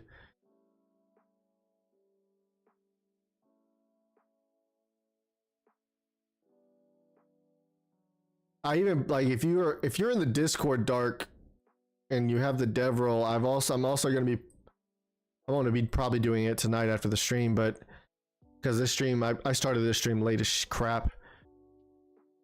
But I'm going to be, all the videos EJ sent me when it comes to has to do with like creating Niagara system, I'm posting them in the dev information, and I'm going to let everybody, hey, you want to learn it? You want to create your own? You don't want to pay for it? Boom, here's some videos that would help you. You know what I mean? I like Unreal Sensei, but so many tutorials use Unreal in 5 versions that aren't compatible with the dev kit. For instance, I spent 5 hours on learning partitions only to find out I can't use them in the dev kit. Damn! That's crazy, Sig. Hi, Bobby. That's crazy, man. That sucks, too. Hey, Dark, if you want to join the Discord right now, dude, I'll give you the dev role. The mod dev role, ARK modding dev role, and you'll have access to those channels right now. Partitions. Yeah, I think I know what you're talking about, Sig. Is that you, Meta Ishir? I think that's you. I see you in the mod dev kit, in the ARK dev kit, so I believe that's you. Yeah, okay. Well, you got the dev role, man. And you'll have access to the dev channels that we have and where I'm at right now. I posted that Aurora FX tutorial video in the dev information channel for all devs to see, and I'm gonna do a revamp of the Discord when it comes to certain things. So there's gonna be a lot more videos posted there later today. Maybe I'm missing something and can get it to work. Otherwise, I have to wait till they upgrade the dev kit to 5.4. I don't know. You might be right. You might have to wait until they upgrade it. I wish I knew more about partitions though. I honestly don't. I feel terrible. Hey, no worries, Dark. You're welcome to. All I can say, man, is welcome to the family. Welcome to the Primordial family, or familia, in being Mexican, and being Hispanic as I am. Welcome to the family, though. It's always good to have fellow modders and just fellow people in general to join the family, man. We all family now. Mr. I'm gonna jack your name up, man. Nibwa? Wibwa? Nibwa? How are you doing? I'm sorry, I was staring at your name trying to figure out how to pronounce it, and I'm terrible at it. I apologize. Partitions allow you to load a section of the map so it doesn't overtax your PC and unload the areas. Oh. Yeah, they should definitely make that work for the dev kit so then I can make mapping. So I can do maps. I need to learn fluid simulation with Niagara. Is there videos out there, dude? EJ, I'm telling you, send me all the videos that you're finding to learn this crap, because not only do I want to learn it and play around with it, I know there's a lot of devs out there that in our Discord that would love to mess around with that crap. Yeah, send me the videos, dog. Whenever you find them, whatever ones you're looking at, send it my way, big dog. What am I doing? Well, outside of just ranting and talking with chat, I am creating the second stage item resources for my Primordial Unleashed mod. That's currently what I'm in the process of doing. Oh, what am I doing? This is the Ingram. Okay, yeah, that's set up. Delta juice, this description. Delta.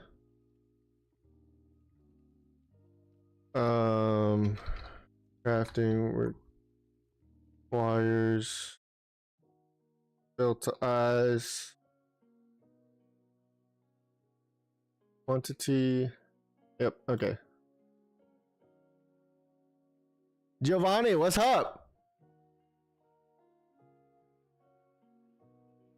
Make a camera tech of ARK Genesis 2 and Tameable Fenrir. Are you asking if I can do that? Is that what you're asking me? What he says is true. Opening up a map instead of a partition is a considerable pain. Yeah, no. I'm taking all y'all's word for it because I haven't touched mapping since the first month of the dev kit coming out, or the dev kit being out. I haven't done squat with it. I gave up after day one of trying it. I was like, no, I'm done. In terms of the camera tech of ARK Genesis 2 and Tameable Fenrir, I'm not understanding when you're asking me of a camera tech of ARK Genesis 2. As for a Tameable Fenrir, I don't even know if Fenrir's in this dev kit. Is Fenrir in this dev kit? Where's Fjöldner at? Is Fjöldner even in the dev kit? Oh yeah, here it is. Fjöldner, dinos. Hey, here's Fenrir right here.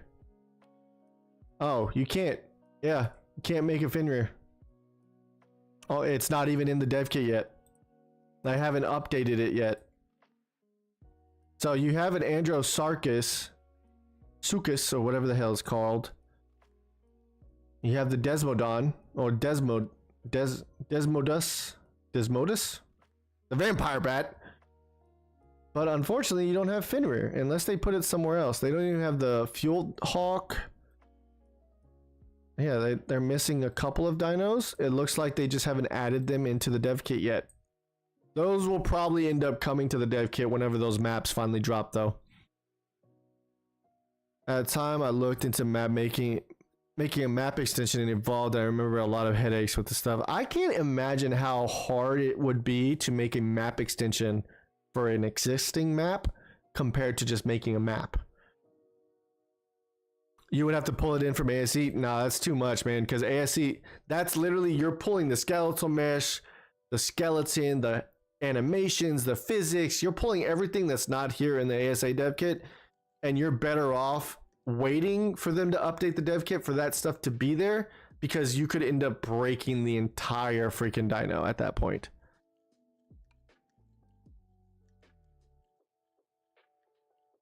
All right. So it wouldn't even be worth it, honestly. Yeah, so if you want to make a tameable Fenrir or anything that possibly has to do with Genesis 2, you would have to wait until those maps and things came out and they updated it in the dev kit, because if we made that stuff now, it would break everything, essentially. You wouldn't, like, you may be able to get it to work in your own if you like brute force it, but the moment they updated the dev kit for something related to those two things, it's breaking your mod.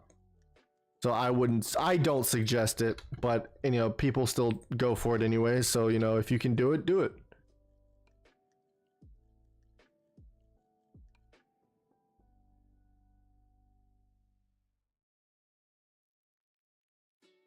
Well, have you ever thought that his is not an actual Fenrir from Fjolnir?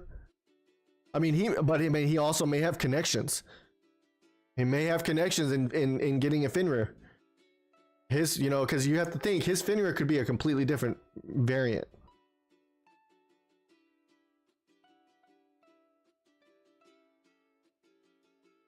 So it's one of those things, unless he comes out and says,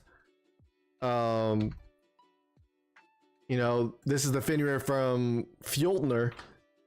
It's one of those things of it could be just a random creation of a Fenrir here that either he created himself or got from the Epic Store or got from somebody, excuse me, or got from somebody else. You know, there's so many different possibilities. You just have to ask him though. I'm very newbie, as you may have noticed with some of the questions I ask, but believe me that making an extension is much easier. I will take your word for it. I will 100% take your word from it. A camera tech. I'm sorry, Giovanni. You are. I don't speak. I only speak English. If you can't tell, so I apologize if there's a communication issue between both of us. So I honestly I have no idea what you're specifically asking when it comes to camera tech from from Genesis 2. Before I started to make it ASA structures and similar things, I only opened the kit and Evolved to learn how to map by myself without tutorials. For Evolved, I made changes in Lost Island, but I never took out the extension. Okay. Okay, so making an extension seems like it would be easy, but the thing I've always wondered, because I've been getting this question a lot when it comes to maps, is a lot of people on YouTube have been asking me to create a map extension. Oh, Gen 2 cameras for spying. Oh, my apologies. You should be able to make stuff from Gen 2. I don't see why not. You'll just have to find it, and any assets from Genesis 2 that camera is linked to, you would have to move into your mod folder. Also, you could export the dinos and animations from ASE dev. Yeah, we were just talking about that. It's risky to do it that way from ASE, because you can bring them over, you can reset them up if it's not linked correctly, and you know, you can rebuild it, make it UE5 friendly, but it would be very risky because the moment Fjolnir comes out and they update the kit for Fjolnir, it could be some type of conflict, right there. That's just my opinion. Can't make map extensions in ASA, I'm pretty sure. That's what I was about to ask, if you could make those in ASA. I've been very curious. Just this one, for some reason, are not in the kit, handle kit. Really? So, is Gen... Yeah, here's Gen 1, and here's Gen 2. Let's see, core blueprints, items. No, that's armors and saddles. Ingrams.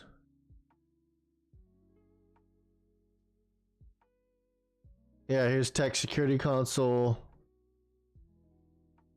Is it the tech item, right? What up, RT?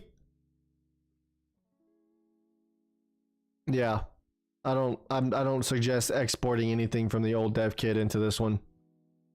It's already, that's why you have people right now that are importing, trying to export and import their mods from ASC into the ASA dev kit.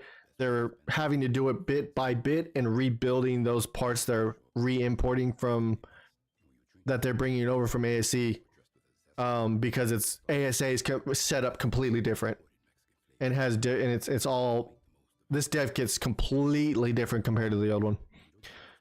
The big luminous plant of the bog biome is not here. I imported it from the SE kit, and when I imported it, it was completely broken. Yep, that sounds about right. Exporting dinos from ASC will mostly work fine, maybe some graphicsing 50-70% wise, but the main issue is you will have to accept the mod size for that one dino will be, yeah, it's going to make your mod file extremely huge. Yeah, it's better to wait to where it's like, it has to be in the base game, because once it's in the dev kit, it's in the, a lot of the stuff that's in base game that's in the dev kit. Well, let me rephrase that, sorry. A lot of the stuff that's in the dev kit that's not in the base game of ASA right now, you have to add all those files to your mod, right? Well, for dinos, as long as those specific dinos are in the base game, so like Fenrir, if it's not in the base game, it's just the same in the dev kit. You would have to move all that crap over into your mod just for the base game to register that even being there.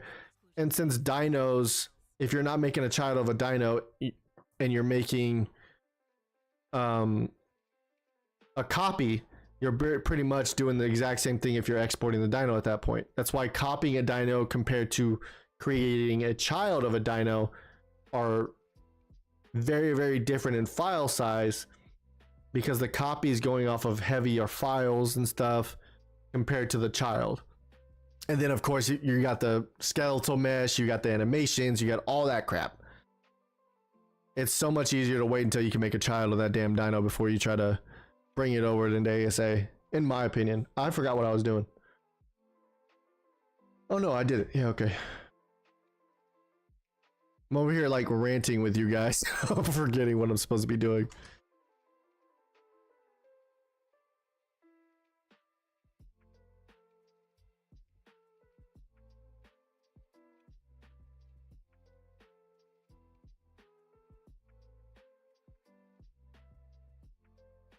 Let's see, what time is it? 6. I got a little bit more time before I have to jump out of here. I'm gonna be working on this all night, or I wouldn't say all night, but for the majority of the night I'm gonna be working on this.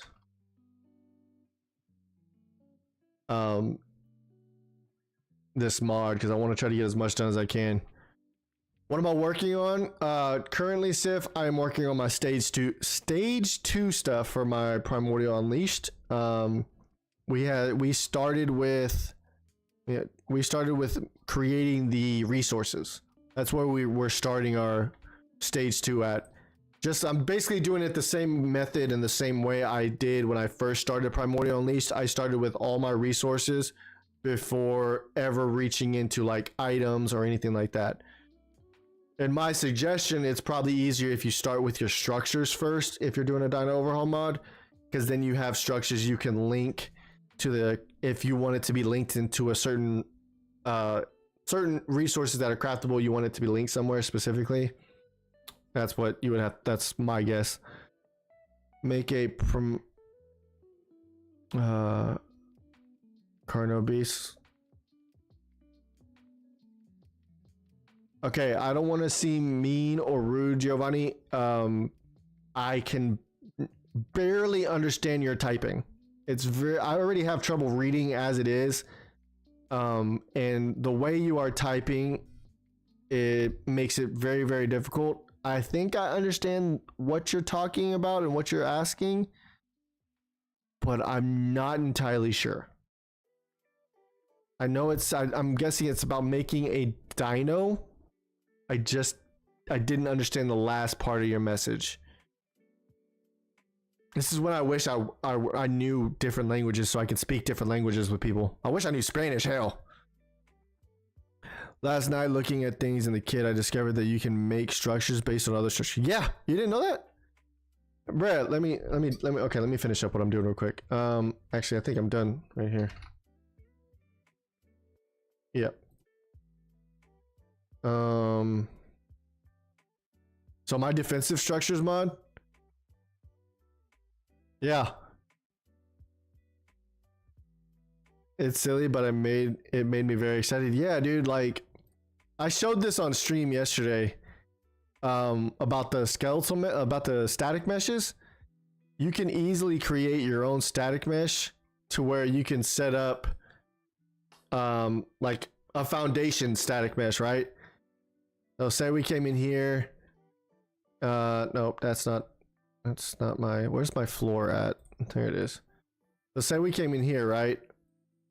Say we wanted to use this metal floor square, this because it's a static mesh, right? You know, we could just come in here and we could easily line it up.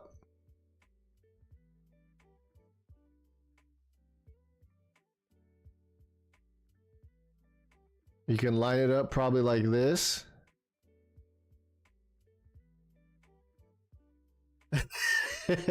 This is just an idea. If you can line it up perfectly to where it looks like one big ass square, and that's just with the static mesh, you have to drag it out into the editor, right? So you make sure you have all of them clicked, because remember, so you have them all clicked. There might be a little bit of extra steps because you're changing the static mesh of a structure, but you can do this, set it up with all 4 foundations, make them look as neat and crisp as one foundation, come up here to actor, and you convert actors to static mesh, and then you just take it. So I'll go ahead and do this as to show you. We'll save it here, and we'll do static mesh test, and we'll save it, let it go through its process, and boom. Now we just created our very own static mesh of a 4x4 foundation. Oh no, you don't have to do that. You can. That's another way. That is another way. You don't have to do it that way. Yeah, it's easier. If you were a woman, I would go on a romantic date with you because of what you just showed me. Hey, some people don't realize that. Now, like you were saying, you were messing with it here, right? You were messing with it here in the viewport, right? That's where you were messing with it, and it was such a pain in the ass, right? Yeah, this is one way to do it. Now, this is a way to do it without having extra files, especially if they're just native files that are in the game itself, right? The way I did it is you're essentially making a brand new static mesh that you would use. That's all. My internet's being shit right now, and it's because when I open that up, I don't know why. But yeah, that's all you do. And then see, these are still separate entities right here. But then I could go like this. Now I have one.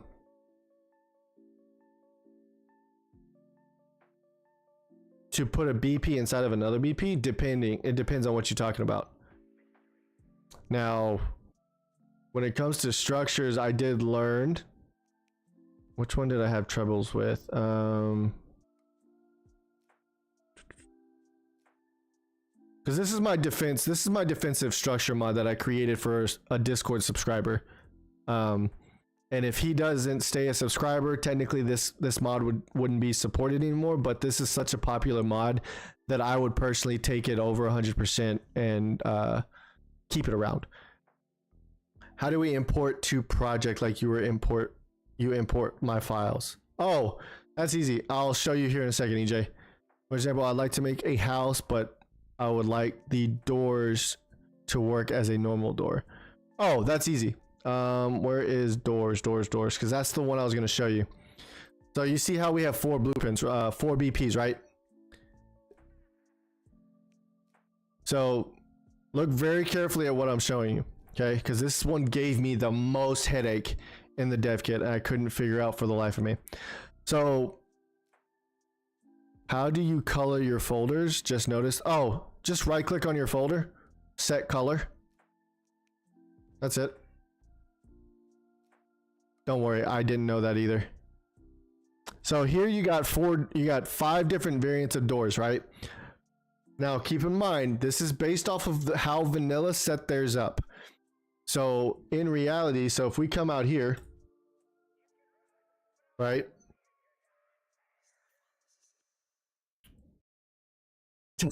Yeah, you're good, Dark.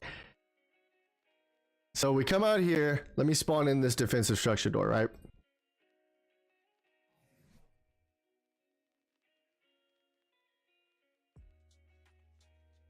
Okay. So we're here, we got my obsidian, what the fuck? Oh,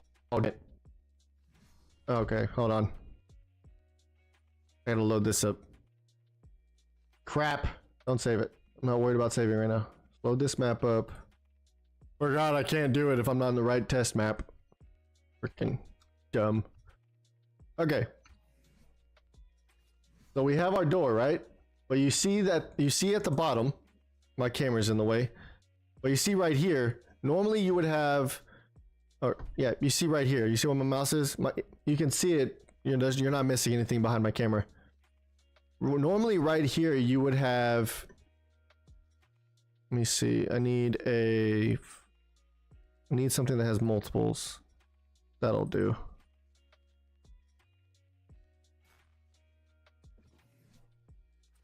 Normally you would see the different things you'd rotate between, right?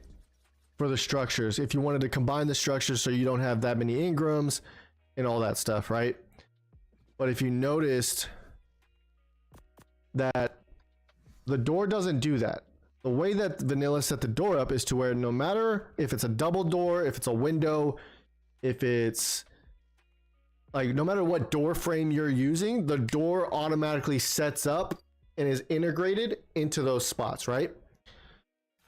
So they set it up a very unique way that irritated the living crap out of me until I figured it out.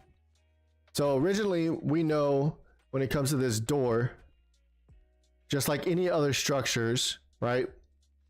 You're putting it here, structures to build. You go with one door, okay? You pick a door, that's your main door, right? So for us, it's this door right here. Well, because this is the first door originally from vanilla, this is where everything takes place. So if you open up the door, you'll notice it has a section for other door classes. And then it has other door types. These two things is what controls on what door is used for what specific door frame, right? So as you can see, you have 5 blueprints for every single type of door that would technically be used. So a window, a ceiling door, a short door, a thin door, a regular door, double door, whatever the hell they're called, right? Well, all 5 are connected right here.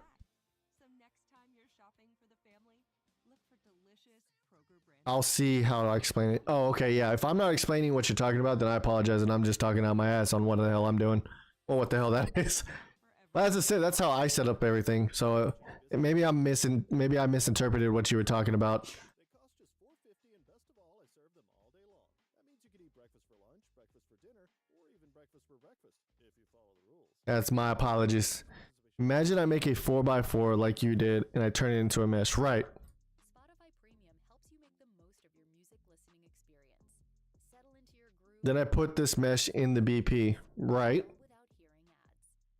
Join now and get 3 months free. Cancel anytime. Tap the banner to learn more. Finally got my Google Docs up. Only have information and Dino Spawn codes, but plan on adding to the rest soon. That's awesome, RT. I'm just glad you got it done though. And put the mesh in the BP. Then the mesh I select would like it to come with frame indoors. It can be used. That would be, I think I know what you're talking about. You're talking about actually building a structure that has everything attached to it already. And it's just something you just place down, right? Like almost like you're building a house and it's already staged and set up, right? That's essentially what you're talking about. It has the doors, it has the windows, it has collision on everything, all that, right? Okay, that much I don't know. I have not messed and tinkered with any of that. Now, you are a part of the Discord, so you have access to the dev chat. There, a guy named Deckard, okay? He's in the dev chat Discord. He's a phenomenal structure mod creator. He created a mod called Medieval Structures and Viking Village or Viking Villages. Exactly what you're asking is what he did. He created his own buildings based on the structures he had, and he did it all in here and made it, and he set up all the snap points. He set up everything. So it's a way bigger endeavor of what you're asking, but he knows the process. He's already figured it out to some degree. So my suggestion is reach out to him in the dev channel, or DM him directly and see if it's okay for you to talk to him. I don't want to just put his name out there and y'all just bug the hell out of him, you know. But hit him up in the dev chat and see if he can help you sometime, because I watched him create everything. I watched him create his out from just creating the regular foundation structures to literally watching him create his freaking houses in villages. Like, he put it all together himself. He created all the snap points. He created all the collision. He got the doors to work to where they actually come with the structure. Like, he created all that. It's freaking amazing, the work that he put into it and the things that he did. I don't mind basic structures. I'm not trying to go into all that extra create my dogs, I'm sorry. I'm not really trying to go into that whole extra let me create a house and create villages. But he created some amazing work, man. He should be able to help you out. Stella, no ma'am. Come here. Come here, baby. Stella. Hey. Come here, mom. Hey. Okay. She hears the neighbors outside with their kids. Okay, now back to what I was doing so I can finish this up. Oh, don't save that yet. Okay, cool. Okay, I finished Eternity, so we need to finish there. RT, I don't know if you're still here, man. How goes the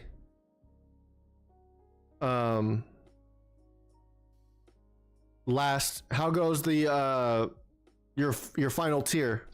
Because I know I remember we were talking about that in the Discord, and you were starting it. How is that going so far? That's what I'm doing. I have houses already made as an entire structure, but I had doubts if an already built door could be integrated into that prefabricated house. Yes, it can. Deckard figured out how to do it. There's a specific method in setting up the snap points and stuff that you have to work with, from what I remember. But he definitely has that information for you. He should be able to help you out. I don't see why he wouldn't. He's a very good guy. And he helps. He has a lot of information when it comes to structures, for sure. He's the one I go to if I have a struggle in particular just structures. Sounds good, man.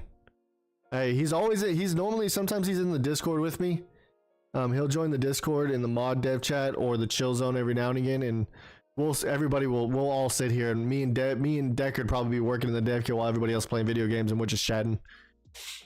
Yes, it's going pretty good. Got all the universal settings and egg stuff that done. Got the Rex done. So since it's technically the final tier for the in-game boss, there won't be a lot of dinos in it. Yeah, that's what I plan on doing with my in-game stuff. There's like probably going to be a max of 6 dinos in total. So I'll only have like Rexes, Wyverns, etc. Stuff people would use for bosses. So you're going for the main meta dinos essentially. Is what I'm getting at. Is what you're getting at. That's pretty cool, man. You should put your PC specs in your description since you're consistently doing the mod streams. Yeah, I can definitely do that. I'll have to write them up. I'll have to get them get them written up for sure. And I can put my specs in. I can go back and put my specs in all the descriptions for the mod tutorials and mod streams so people see what I'm doing for sure. That's a smart idea, Sigma. Are you going with that color? The purple pinkish. What's my GPU? You don't. That's the one thing that is not great right now, dog. Are you sure you want to know that? My graphics card ain't that great.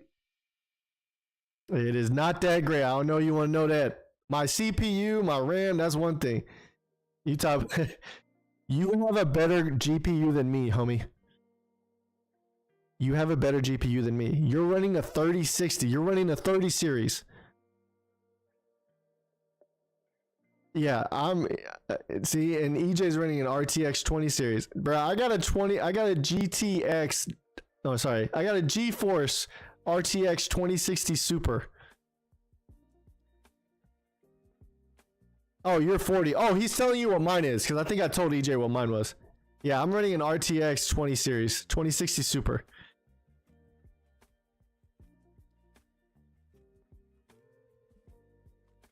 EJ, I hate you just because you're running a 40 series. I'm just going to say that right now. Now, the day I join the voice channel and Discord will be when none are out of live, so not to disturb the live. I'm not, yeah. If I'm live, I'll normally be in the stream channel or the mod dev channel, depending on if I wanted to have other modders with me and talking with you guys. But if I'm not streaming, dude, I'm mostly just in the chill zone. Either I'm playing a game or I'm modding. I'm just working on the mod and chilling by myself while watching anime or listening to music. So like if you don't see the notification pop up on Discord that hey, I'm live, you're good to always join if that's the thing keeping you from joining the Discord call. Oh, dude, that's up to you, Sif. You're more than welcome to join the Discord call, dog. Bada bam, bada boom. Bada bam, bada boom. Yeah, it's not nice that you're running a 40 series, dog. I am running a 20 series. You can kiss my butt, all right? I used to have a 40, not a 40. I used to have a 2080, and I upgraded to the 4070. You can kiss my ass too. Damn it. The only Once good, you get like, that upgrade, it's nice. well, that's the, outside of my GPU being the only thing I have to upgrade that's left outside of my tower, I just need more M.2 SSDs and I'll be set. Because I updated my power supply, I updated my graphics card, I updated my RAM to DDR5, I updated my motherboard, I updated my CPU, I updated those things, but no GPU because I didn't have no money anymore, and then no new tower to make everything fit, and it doesn't look like crap like it does now. Yeah, Friend, I'm going to make SSDs dinner. are It's so 12. expensive. Yeah, they are. 12 o'clock here. Haven't had dinner yet. Let's hope what's left of the day goes well. Hey, we'll catch you later, Stevie. You go have some dinner. Appreciate you hanging out with us, man. Did I finish this? Nope. I'm distracted. Yeah, since I'm just I'm adding spiked walls for my like spiked walls for my stuff. Just for a little bit of defense for people. Oh, within your mod? Yeah. Why don't you just be like, hey, just add the defensive structures mod. That's what that mod was made for, was PvE Dino overhauls. That's true. I didn't even think of that. That's literally what the mod was built for. Even though a lot of people are using it for PvP, it was built for protection from the overhaul PvE dinos. Right, yeah. I have to replace my motherboard because I can't save my BIOS. Rip. Dude, that is a rip. That is a rip. That sucks. Geomorph eyes.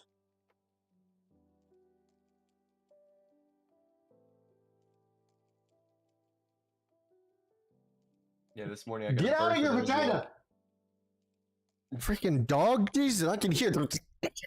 Like, oh my Oh god. my goodness. It sounds so bad. So But, I gross, woke man. I woke up this morning like, you know what? I'm gonna get some stuff done in the dev kit. I haven't done it in a while. I'm gonna bust some things out. So I got the Google Docs done, and I'm working on the Phantom tier. So I like it though, bro. I got the same problem, dude. My dog, she is always up in her vagina, but she, like, I understand dogs lick themselves. I understand that, but it should not sound that bad. Okay, it should not sound that gross. Like you're. Oh, it's disgusting. Oh, just bought it last month. 2 bigger rips. You just bought that motherboard last month, and now you can't save your BIOS. That's kind of sus and fucked up. I'm trying not to cuss, but that deserves a fuck up. That's a fucked up.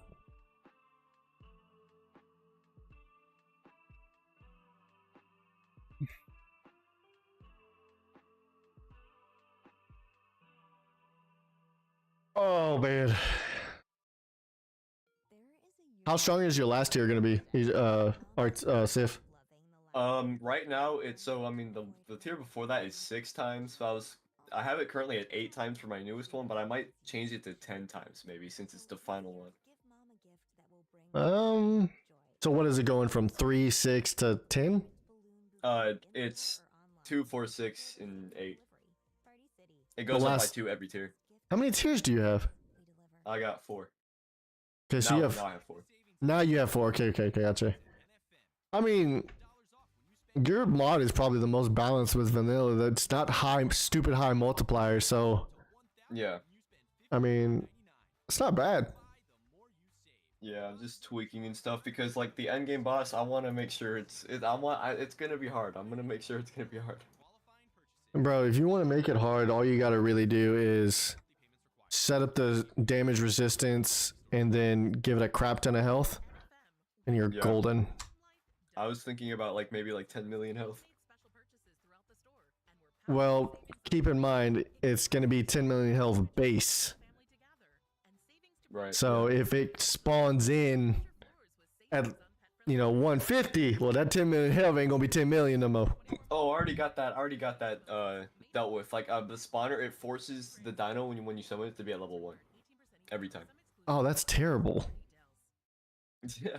That's horrible. Well, you're an asshole for that. There's no challenge, bro. I'm just giving. You're right. Giving you shit. I forced mine to max. It spawns in max no matter what. Oh jeez. Like so it's based on whatever the server owners have. So like say you're playing on a server and max wild dino's 900. Well, that's what level the boss is coming at.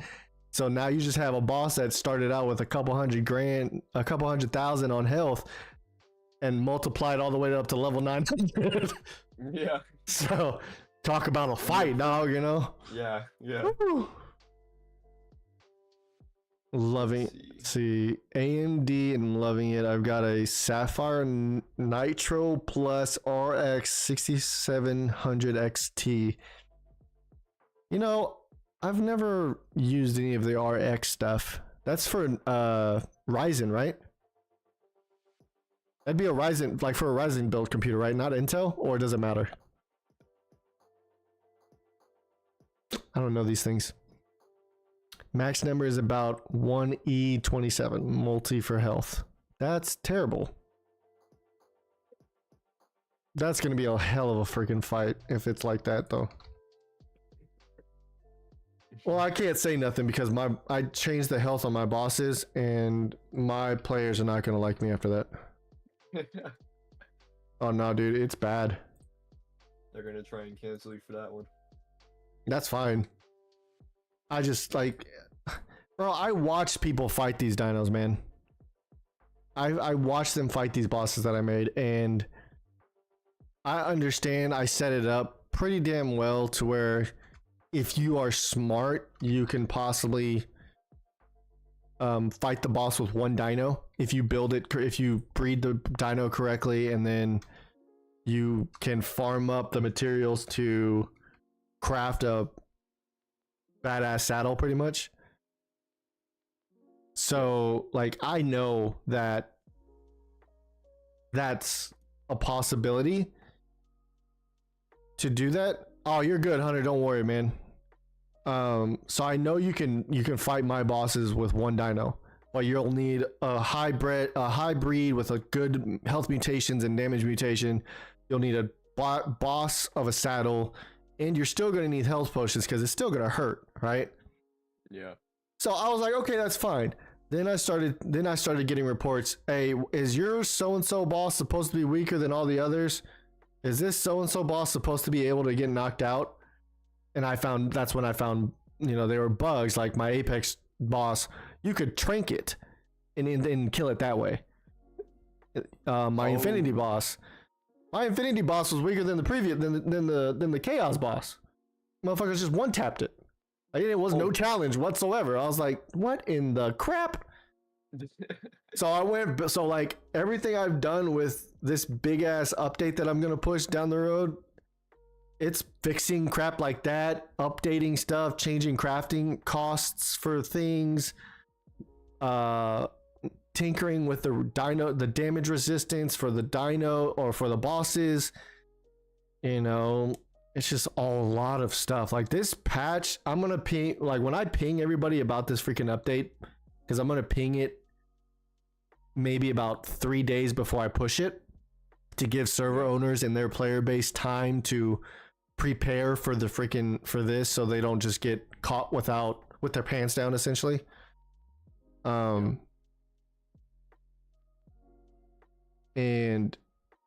this shadow is. So this update's gonna force servers and single player servers to wipe, basically. Yeah. Because I've changing so much things, moving files around, and all this stuff. It's gonna delete a lot of things. Right. Yeah. Doesn't matter, I'm running an AMD CPU as well, though. That's insane, man. Y'all got some better stuff than me, it feels like, I swear. For the update, what time frame we looking at? I might run your mod on so this is the goal, I guess you could say, for my Primordial Unleashed big fat update. The goal is to push this update at least 2 days after the center drops, because the center's supposed to drop at the end of this month or the beginning of June. So I want to be able to give myself at least a day or two's time, or at least really give Wildcard a day or two's time to not just get the map to drop, but to also update the dev kit just in case I need to update any spawn containers for the center specifically. Because, the center has a lot more vast area of crazy spawns that might not be native to the island and Scorched Earth. So, I forgot about the center. Yeah. Map drops and updates will break a ton of stuff. Good plan. Yeah. That's also another thing, is to see if that breaks anything in my mod that I need to fix that I haven't fixed already, because I know I fixed a lot of stuff that I've been reported already. I just haven't put it out there yet for the update, because I'm just adding it to this big bastard, you know what I mean? Beginning of June is what I heard for the center. I keep hearing beginning of June and the end of May.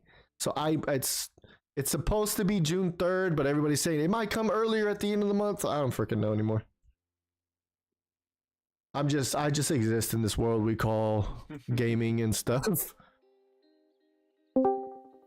Hello. Hello. Welcome back. Yo. Thank you. Sorry, I needed to deal with some things for my daughter. Oh, you're fine. That's your daughter, homie. That's your family. That's That's important just- shit, you know? Exactly. That's your That's my twin, blood. homie. That's your twin. That's my blood. Oh god, what the hell? There it goes. Yeah, so I'm gonna wait until the center drops. All I know is that I'm gonna push the patch. I'm gonna put the patch notes out at least 2 to 3 days in advance, before I actually push the patch itself. Okay, Athena, let me take you outside. Give me a second. Nice to meet you as well, RTV. Nice Okay. to meet you too, man. My name is Ava. I'm like a beginner modder as well. 3 delays Yeah, is I think I'm still pretty new too. it's wild card. I love the game, but to be Are honest, you? 3rd June your, drop is. What is your mod? Oh, my mod, it's another dino overhaul. I mean, Can you it send was I'll be right back, guys. alright. Mhm. It was originally gonna be a structures mod.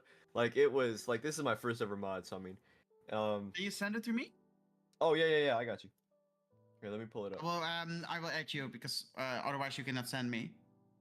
I got you. Here, let me accept that real quick. I'm a beginner modder myself. I'm currently busy with making a fantasy ascendant mod. That means nice. it's like more fantasy colors and like more a non-realistic vibe, you know? You have Right, yeah. unicorns with all kinds of effects. You have unicorns with like blazing fire out of the fucking hooves. That kind of shit that I want to make, you know? Yeah. That sounds nice, man. Yeah, and it has like what I'm planning on is having at least between 10 and 20 tiers. Oh wow. Yeah, I only got 4 tiers. Artifeats overhaul mods. Boss shrines. Oh, love that. Campfires. Okay. Model and pestles. Okay. So actually, you made a quality of life mod, but you have added like dino tiers as well. Yeah, basically, yeah. Slayer told me like when I added my first dino, he's like, you do know now since whenever you add your first dino, it's technically considered an overhaul mod, and I thought about it, and I'm like, you know what? Let me just add a crap ton Holy of more. shit! Your dino's looking so amazing. Love Thanks, that. man. I appreciate it. What the fuck did you do with that fucking wax? Fucking crystals on his fucking. Oh, that's one of the Back? bosses. That's so fucking sick. Love that. Yeah, the ones with like the cool little effects on them and stuff. Those are the bosses. Like that Yeah, monkey. That's a boss. I will screen share and show you my first bench that I made. Here, let me switch back to Discord. I am watching. So, okay, over here, for example, this is my primal earth. I have creatures in here. I'm starting with the void creature, Dodo. That Dodo is like in height, it is 1.2. So his stats are multiplied with 1.2 as well, you know? Yeah. But yeah, my first structure is a workbench over here. Nice. Let me see if it is loading up correctly. Yeah, first loads always take the longest. Yeah, but it should be fine. Yeah. Oh, nice. It's a little bit, little color. It's like in some kind of cold-ish color with purple. Yeah. And then, the thing that I'm currently working on is like items. I have an ingot over here. That is like the void ingot. That's the first tier that you start with. Right. So this is the ingot for the void. And then I'm gonna make like different berries, and I have different kibbles. This is the kibble that I made. Oh, nice. But yeah, Oh. the dinos, for example, this is the dodo. You can already see it's a little bit bigger than normal dodos. It's Yeah. 1.2. So that means I have his stats. I have increased them with 1.2. Right. You see that? And that's Yeah. what I'm gonna do with every single tier that I have. They're scaling up on how big they are. Iris powder. So yeah, that's a little bit it. I'm not having done too much yet because I'm still like in the beginning of learning DevKit. Right. Yeah. That's nice, man. But it works though. Like you're making progress. Absolutely. Oh yeah, over here. This is my stone that I made. So you can have custom harvesting things. And for example, with my tools, you can harvest this kind of stones. And this is Right. a void stone. And that void stone you can make into metal ingots, like the void ingots, and use them in recipes. Oh, okay. That's nice. Yeah, and then every single tier has their own items. Right. So yeah, that's actually it. What I have done so far, and it's not too much, but I'm It's getting there. something. That's nice, man. And then once I have it a little bit set with like a little bit of items and a little bit of this and a little bit of that, I want to push it live so I can test it myself, you know? Right. Yeah. But that's actually a question that I have. If I want to push it now to CurseForce, for example, how am I doing that? Oh, that's easy. Are you watching my screen? Oh, can you show it me while I'm doing it myself, for example? Give me 1 second. I'm screen sharing. I got you. Give me a hot second, and I will look at my Discord. Because that's actually what I would love to do is that I'm already pushing it through CurseForge so I can test it live in game, you know? Yeah. So go up to UGC. That's what I like. Go to UGC at the top. Yeah. Share mod. Oh, that's it? Now you connect to CurseForge with your CurseForge account. What's my email? What's my email for it? I don't remember. Don't remember indeed. I logged on with Discord, okay? I logged on with Steam actually. How can I see that?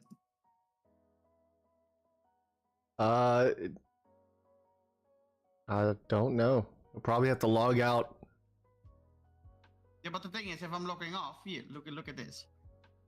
Oh, Log you in signed. or create. You signed in with Twitch. So what's your Twitch? What's your Twitch email? Yeah, that's what you just signed in with, was Twitch. You didn't sign in with Steam. Wait, I have not. No, it's not here. Look on, and then I logged on with. You can. So what's your? Discord, I think. Okay, if you logged in with Discord. Yeah, I logged on with this. Yeah, for sure, Dark, for sure. Okay, if you logged in with Discord, what's your Discord email? That's what it's connecting to. Okay, I already know. Thank you.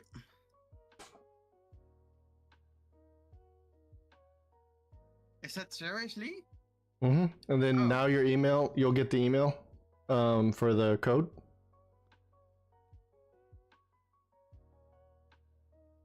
Yeah, I know. I was just like, oh yeah, don't show it on screen because she was going to the email. It's like, let me just drag this bitch back over to the other monitor. Oh yeah, that doesn't matter. This is not my main mail. Oh, no, you're fine. Why is it not doing it? Type Oh, it. There it we goes. go. Now, you see right there where it says SOTF game? Click that. Find your mod. Yeah. Okay. Mod Now, name. are you going to push it for PC only or cross-platform? For now, PC only. Okay, so just fill out the stuff. And you have to actually upload an image too. Okay. How am I going to do this? Because I need to. Just put an image in there. It doesn't matter what it is. You can use your icon for all that matters. No one's going to see it until you publish it. The hell was that? Kibble. Okay, general. What is this? A total conversion, right? No, just so for this, just put creatures. Because in general, that's what your mod is. But then in And mod summary, that's gonna be what people see on CurseForge first. So they're gonna see your name and then characters. no, that's the one below it. So right there for mod summary, mod summary is basically saying, okay, what's the, in a few words, what is your mod?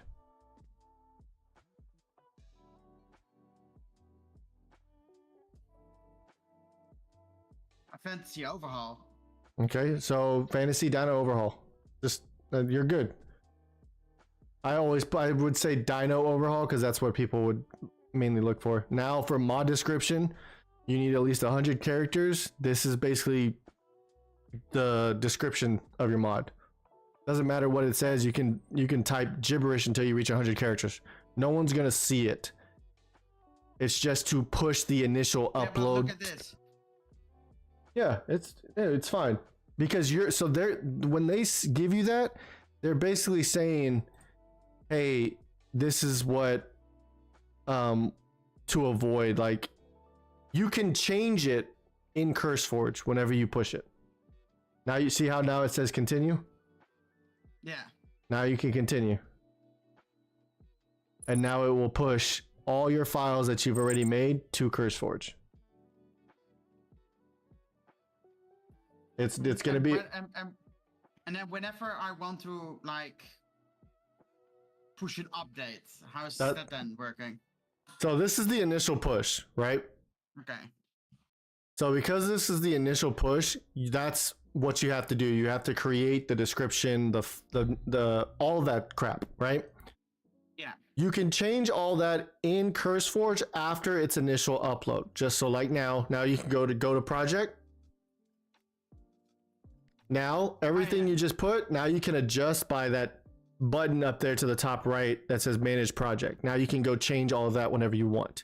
So anything and everything that is right there now, no one's going to see that until it's published. And what I mean by published, I mean you publish it fully to CurseForge. So now all you got to do is if you go back to project overview to the top right, go to files, the tab files underneath your name. There it is. That's your file. Until that says ready for review, you're waiting now. But once that says waiting for review in status, you can now test it in your game. But if depending on what you're playing on, if you're on PC, Xbox, PlayStation, you have to make sure those systems are linked directly to your CurseForge account, or it will not show in a tab that is created for you in the mod list in ASA called My Mods. Okay.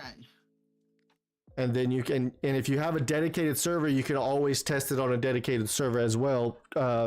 Wildcard shows you in their little dev kit guide how to set that up for a dedicated server to test it if you don't want to do single player. Okay, but for example, I have made like all the rest of the Void dinos. How can I update my mod? Like publish it from the dev kit. For example, if I'm in the dev kit over here. Yeah, how do you push it again? Yeah. You just do the same method. Go to close that out. Go to UGC, share mod. And now you just search for that. Oh, change log. Okay. Yeah. No, so yeah, you click yours. Now you have a change log, and you just push it up. That's how you push your updates. Go to ChatGPT and describe your mod, and get it to type it for you. If you don't know how to describe things, well, that's actually smart, Sigma, because I might end up doing that for my goddamn mod. Don't forget to hit the like button. Yeah, appreciate you, Sigma. I'll go ahead and say it. Don't forget to hit the like button and subscribe to the channel, man. We're always doing some type of crazy streams and just having a grand old time with people. But yeah, so that's how you update your patches. And for the first initial publish, when you're ready, there's 2 steps you have to actually take. Okay. So if you go back to your Explorer, your Internet Explorer, so your Google Chrome. So whenever that status says ready for review, right? Oh, no, don't. You see how it's gone? Yeah. Okay, go to files, go to view all. View all. That where it says normal, click that. Hit that line. Right there. What does that say? Externally processing. Yeah. So it's a new. So CurseForge just put out a message that they are the processing for mod pushes has been moved to an external processor, and they believe that will end up being a lot faster and better. Okay. Oh, I have a BRB screen. I just don't use it half the time. You want to see my BRB screen? Look at this.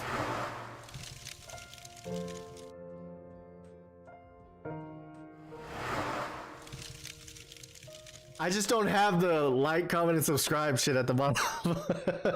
Anyways, so whenever that's done processing and it's done, gone through the cooking process and it's all that, it's gonna come to a point to where I gotta get it. Okay, calm down, guy. I got you. Don't worry about it. It's got to go through its processes. So as long as it makes it to the status of ready for review, you see that actions tab that has nothing in it? See action right next to the externally processing. If you go to the right, actions. So whenever the status changes to ready for review, right there in that actions area, a button will appear of a file that will say that if you hover over it, it's going to say publish.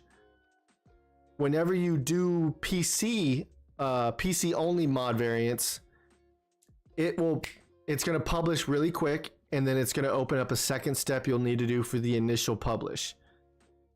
So because say you're going to publish for the first time, when that action comes up to publish, you click it, and one of two things will happen. It will say approved automatically in the status area. Normally that happens for PC only mods. If you do cross-platform, in the status menu after you click the publish button, it will say under review, because that's because CurseForge has to look at that mod. Look at that mod physically with a real CurseForge employee, because the TOS the TOS and the certifications for console are a little bit more extreme and intense, and they got to be careful. So no matter what, whenever you hit that publish button and the status changes to approved, no matter which one it's for, right there between image and manage project on your screen, in between those, there will actually be a publish button. That is the button that will basically publish your mod fully and directly to CurseForge whenever you're ready.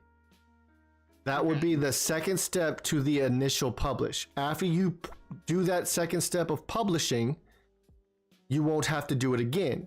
You'll just always have to click that action to publish when your patch is ready and approved, and that's all you'll have to do. After that, it's going to be up to CurseForge whether they reject it or approve it. 90% of the times it's approved, right? Yeah, for the most part. If it's PC, it's for the majority of the time, it's always getting approved. If it's cross-platform, it's a very, very high possibility it could get rejected, primarily for PS5. EJ and Deckard have had a hell of a time with pushing updates for their mods when it comes to PS5. For whatever freaking reason, PS5 is just a pain in the dick. Yeah. In the beginning, like now, the couple of weeks, it will be all like that. Only me or testers that I'm approving having access, you know. Because if I want to add testers, it's just over here, right? And then go to members, and then just add a member, right? Correct. So you'll add a member, and then you just play with the roles that they have, and you can change whether. Can I do that with your name, for example? Yeah. Do Slayer. Just type Slayer Extreme TV.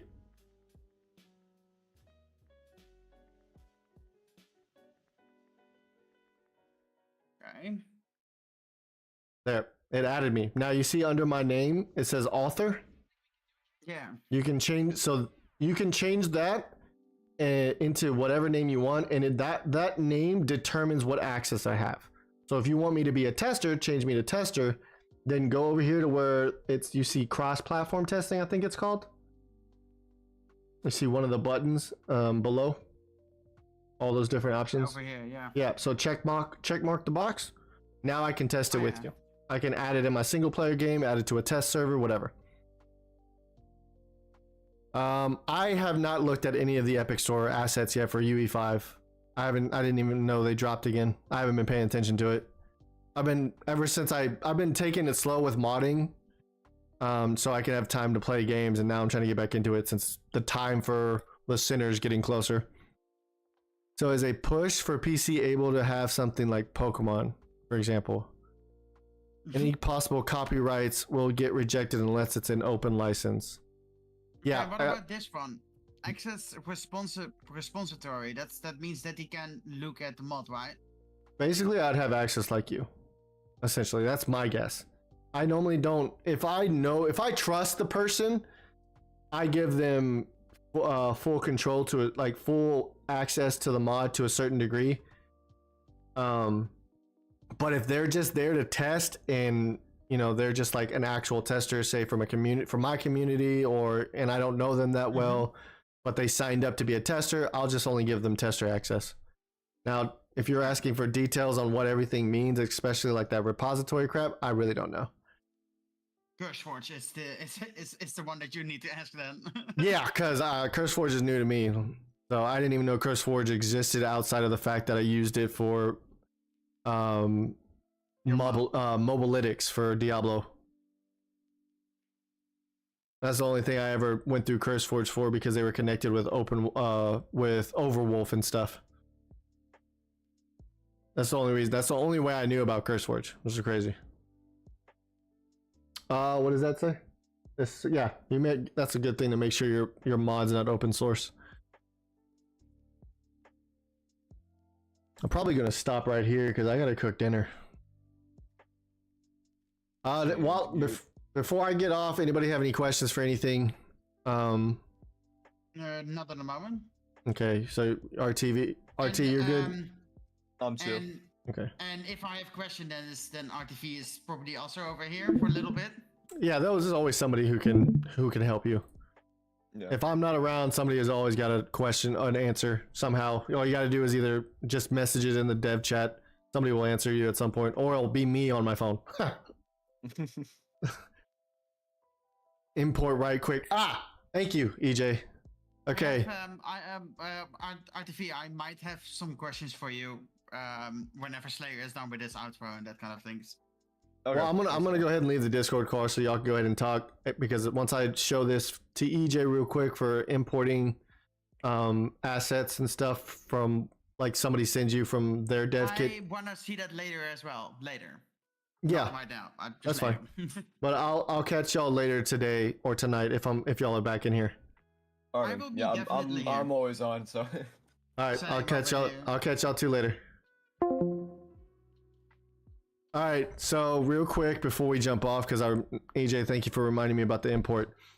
So the way I did it, when you sent me the Niagara systems and stuff, so all I did was I right-clicked on my mod folder, and I came over here to show in Explorer, and this is basically the file side of your mod in the dev kit. And all I did was I'll try to show you the best I can. So like in Discord, right? Where is it? So you have the file, right? You download the file and you save it to wherever you need to save it, right?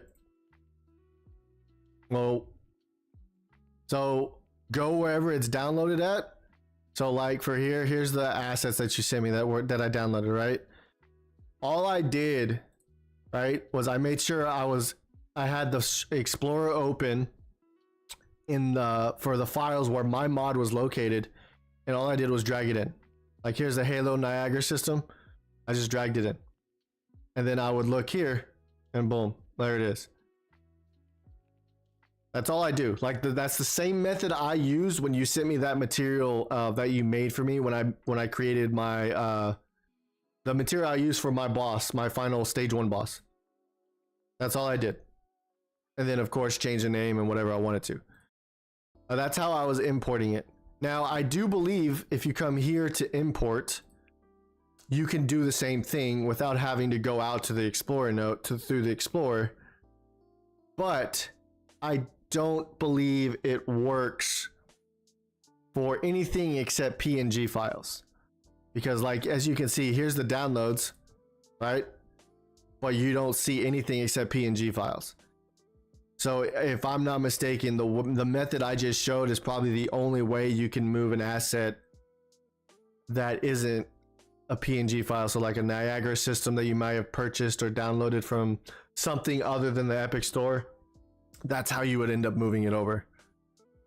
So yeah, that's how you would end up having to move it over. Just all within here, all within the Explorer files. That's all it is. Drag and drop.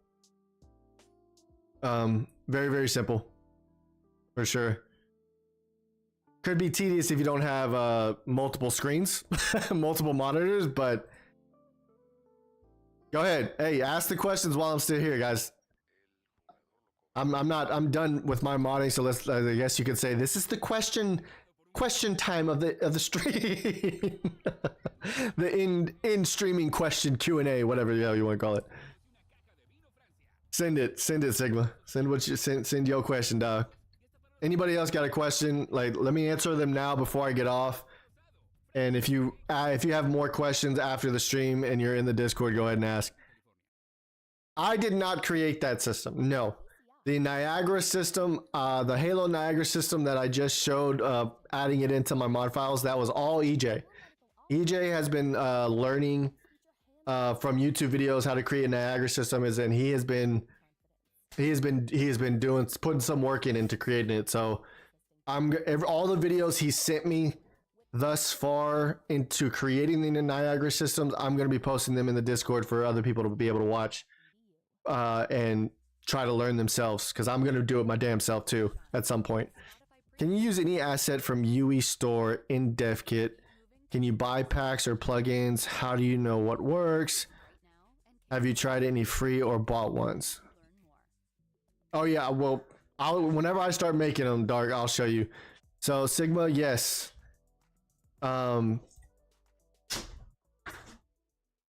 So the only way you know if an asset's gonna work in the dev kit is if they are UE5 compatible.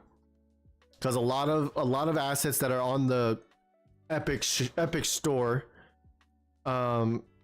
don't really tell you half the time if they're UE5 compatible.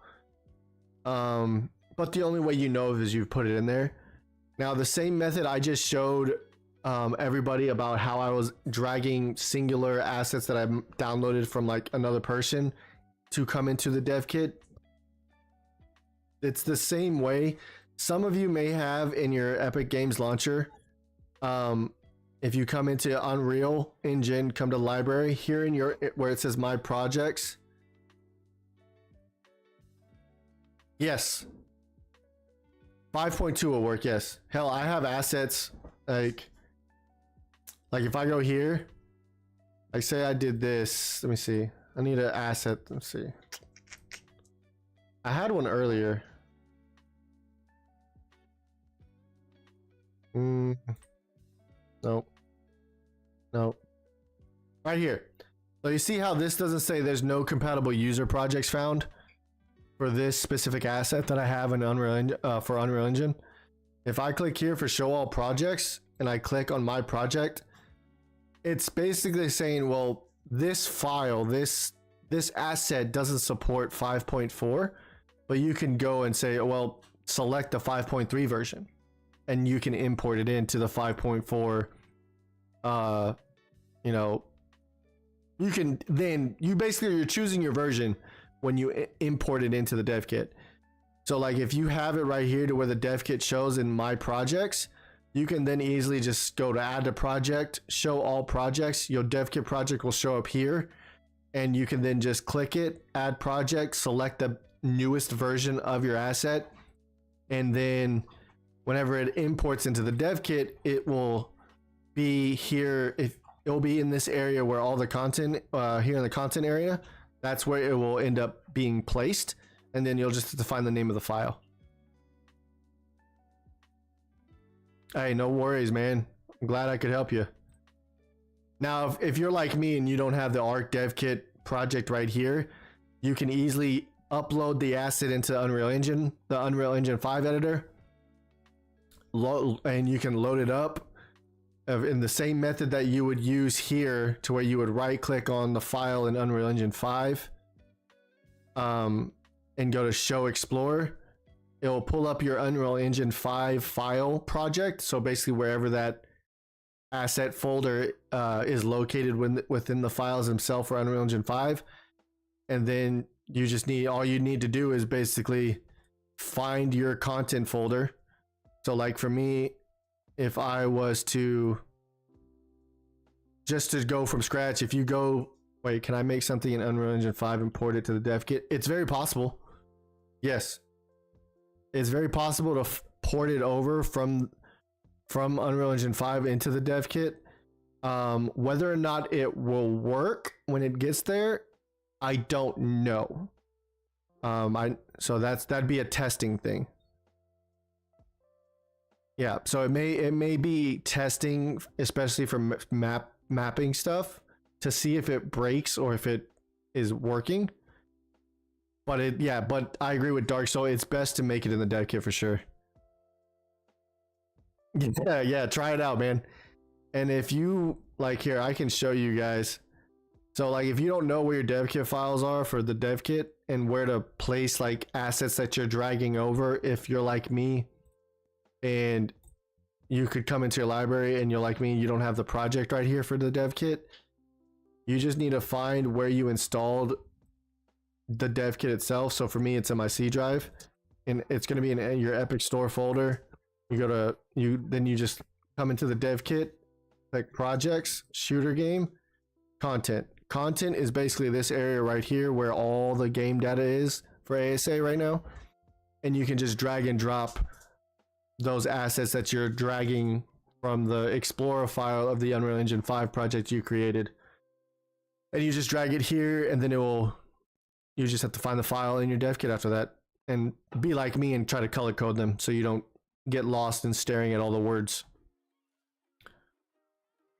But hopefully that helps somebody, because until I can figure out why my project's not showing for the dev kit in my projects, that's the method I have to do. And that dragging method for assets from the Unreal Engine 5 for dragging the folder of that asset into the dev kit from the Unreal Engine 5, you have to double check that if you do it that method, the dragging method of the folder, and and it has materials, it has particles, it has anything like that, you need to check them to make sure that all of that stuff is still linked correctly together with all their textures and whatever other things are linked to those files, because that dragging and dropping can sometimes break all of that stuff, even though it shouldn't, but sometimes it can. So that's sometimes something to watch out for if you're importing anything technically that's not native to ASA dev kit. If you're importing it into the dev kit, always double check to make sure that stuff is fine. Luckily, the only things I have right now imported over are icons that were free or that I purchased a while back, so I don't have to worry about whether or not they're still working, because they work perfectly fine. But any other questions, guys, before I get out of here?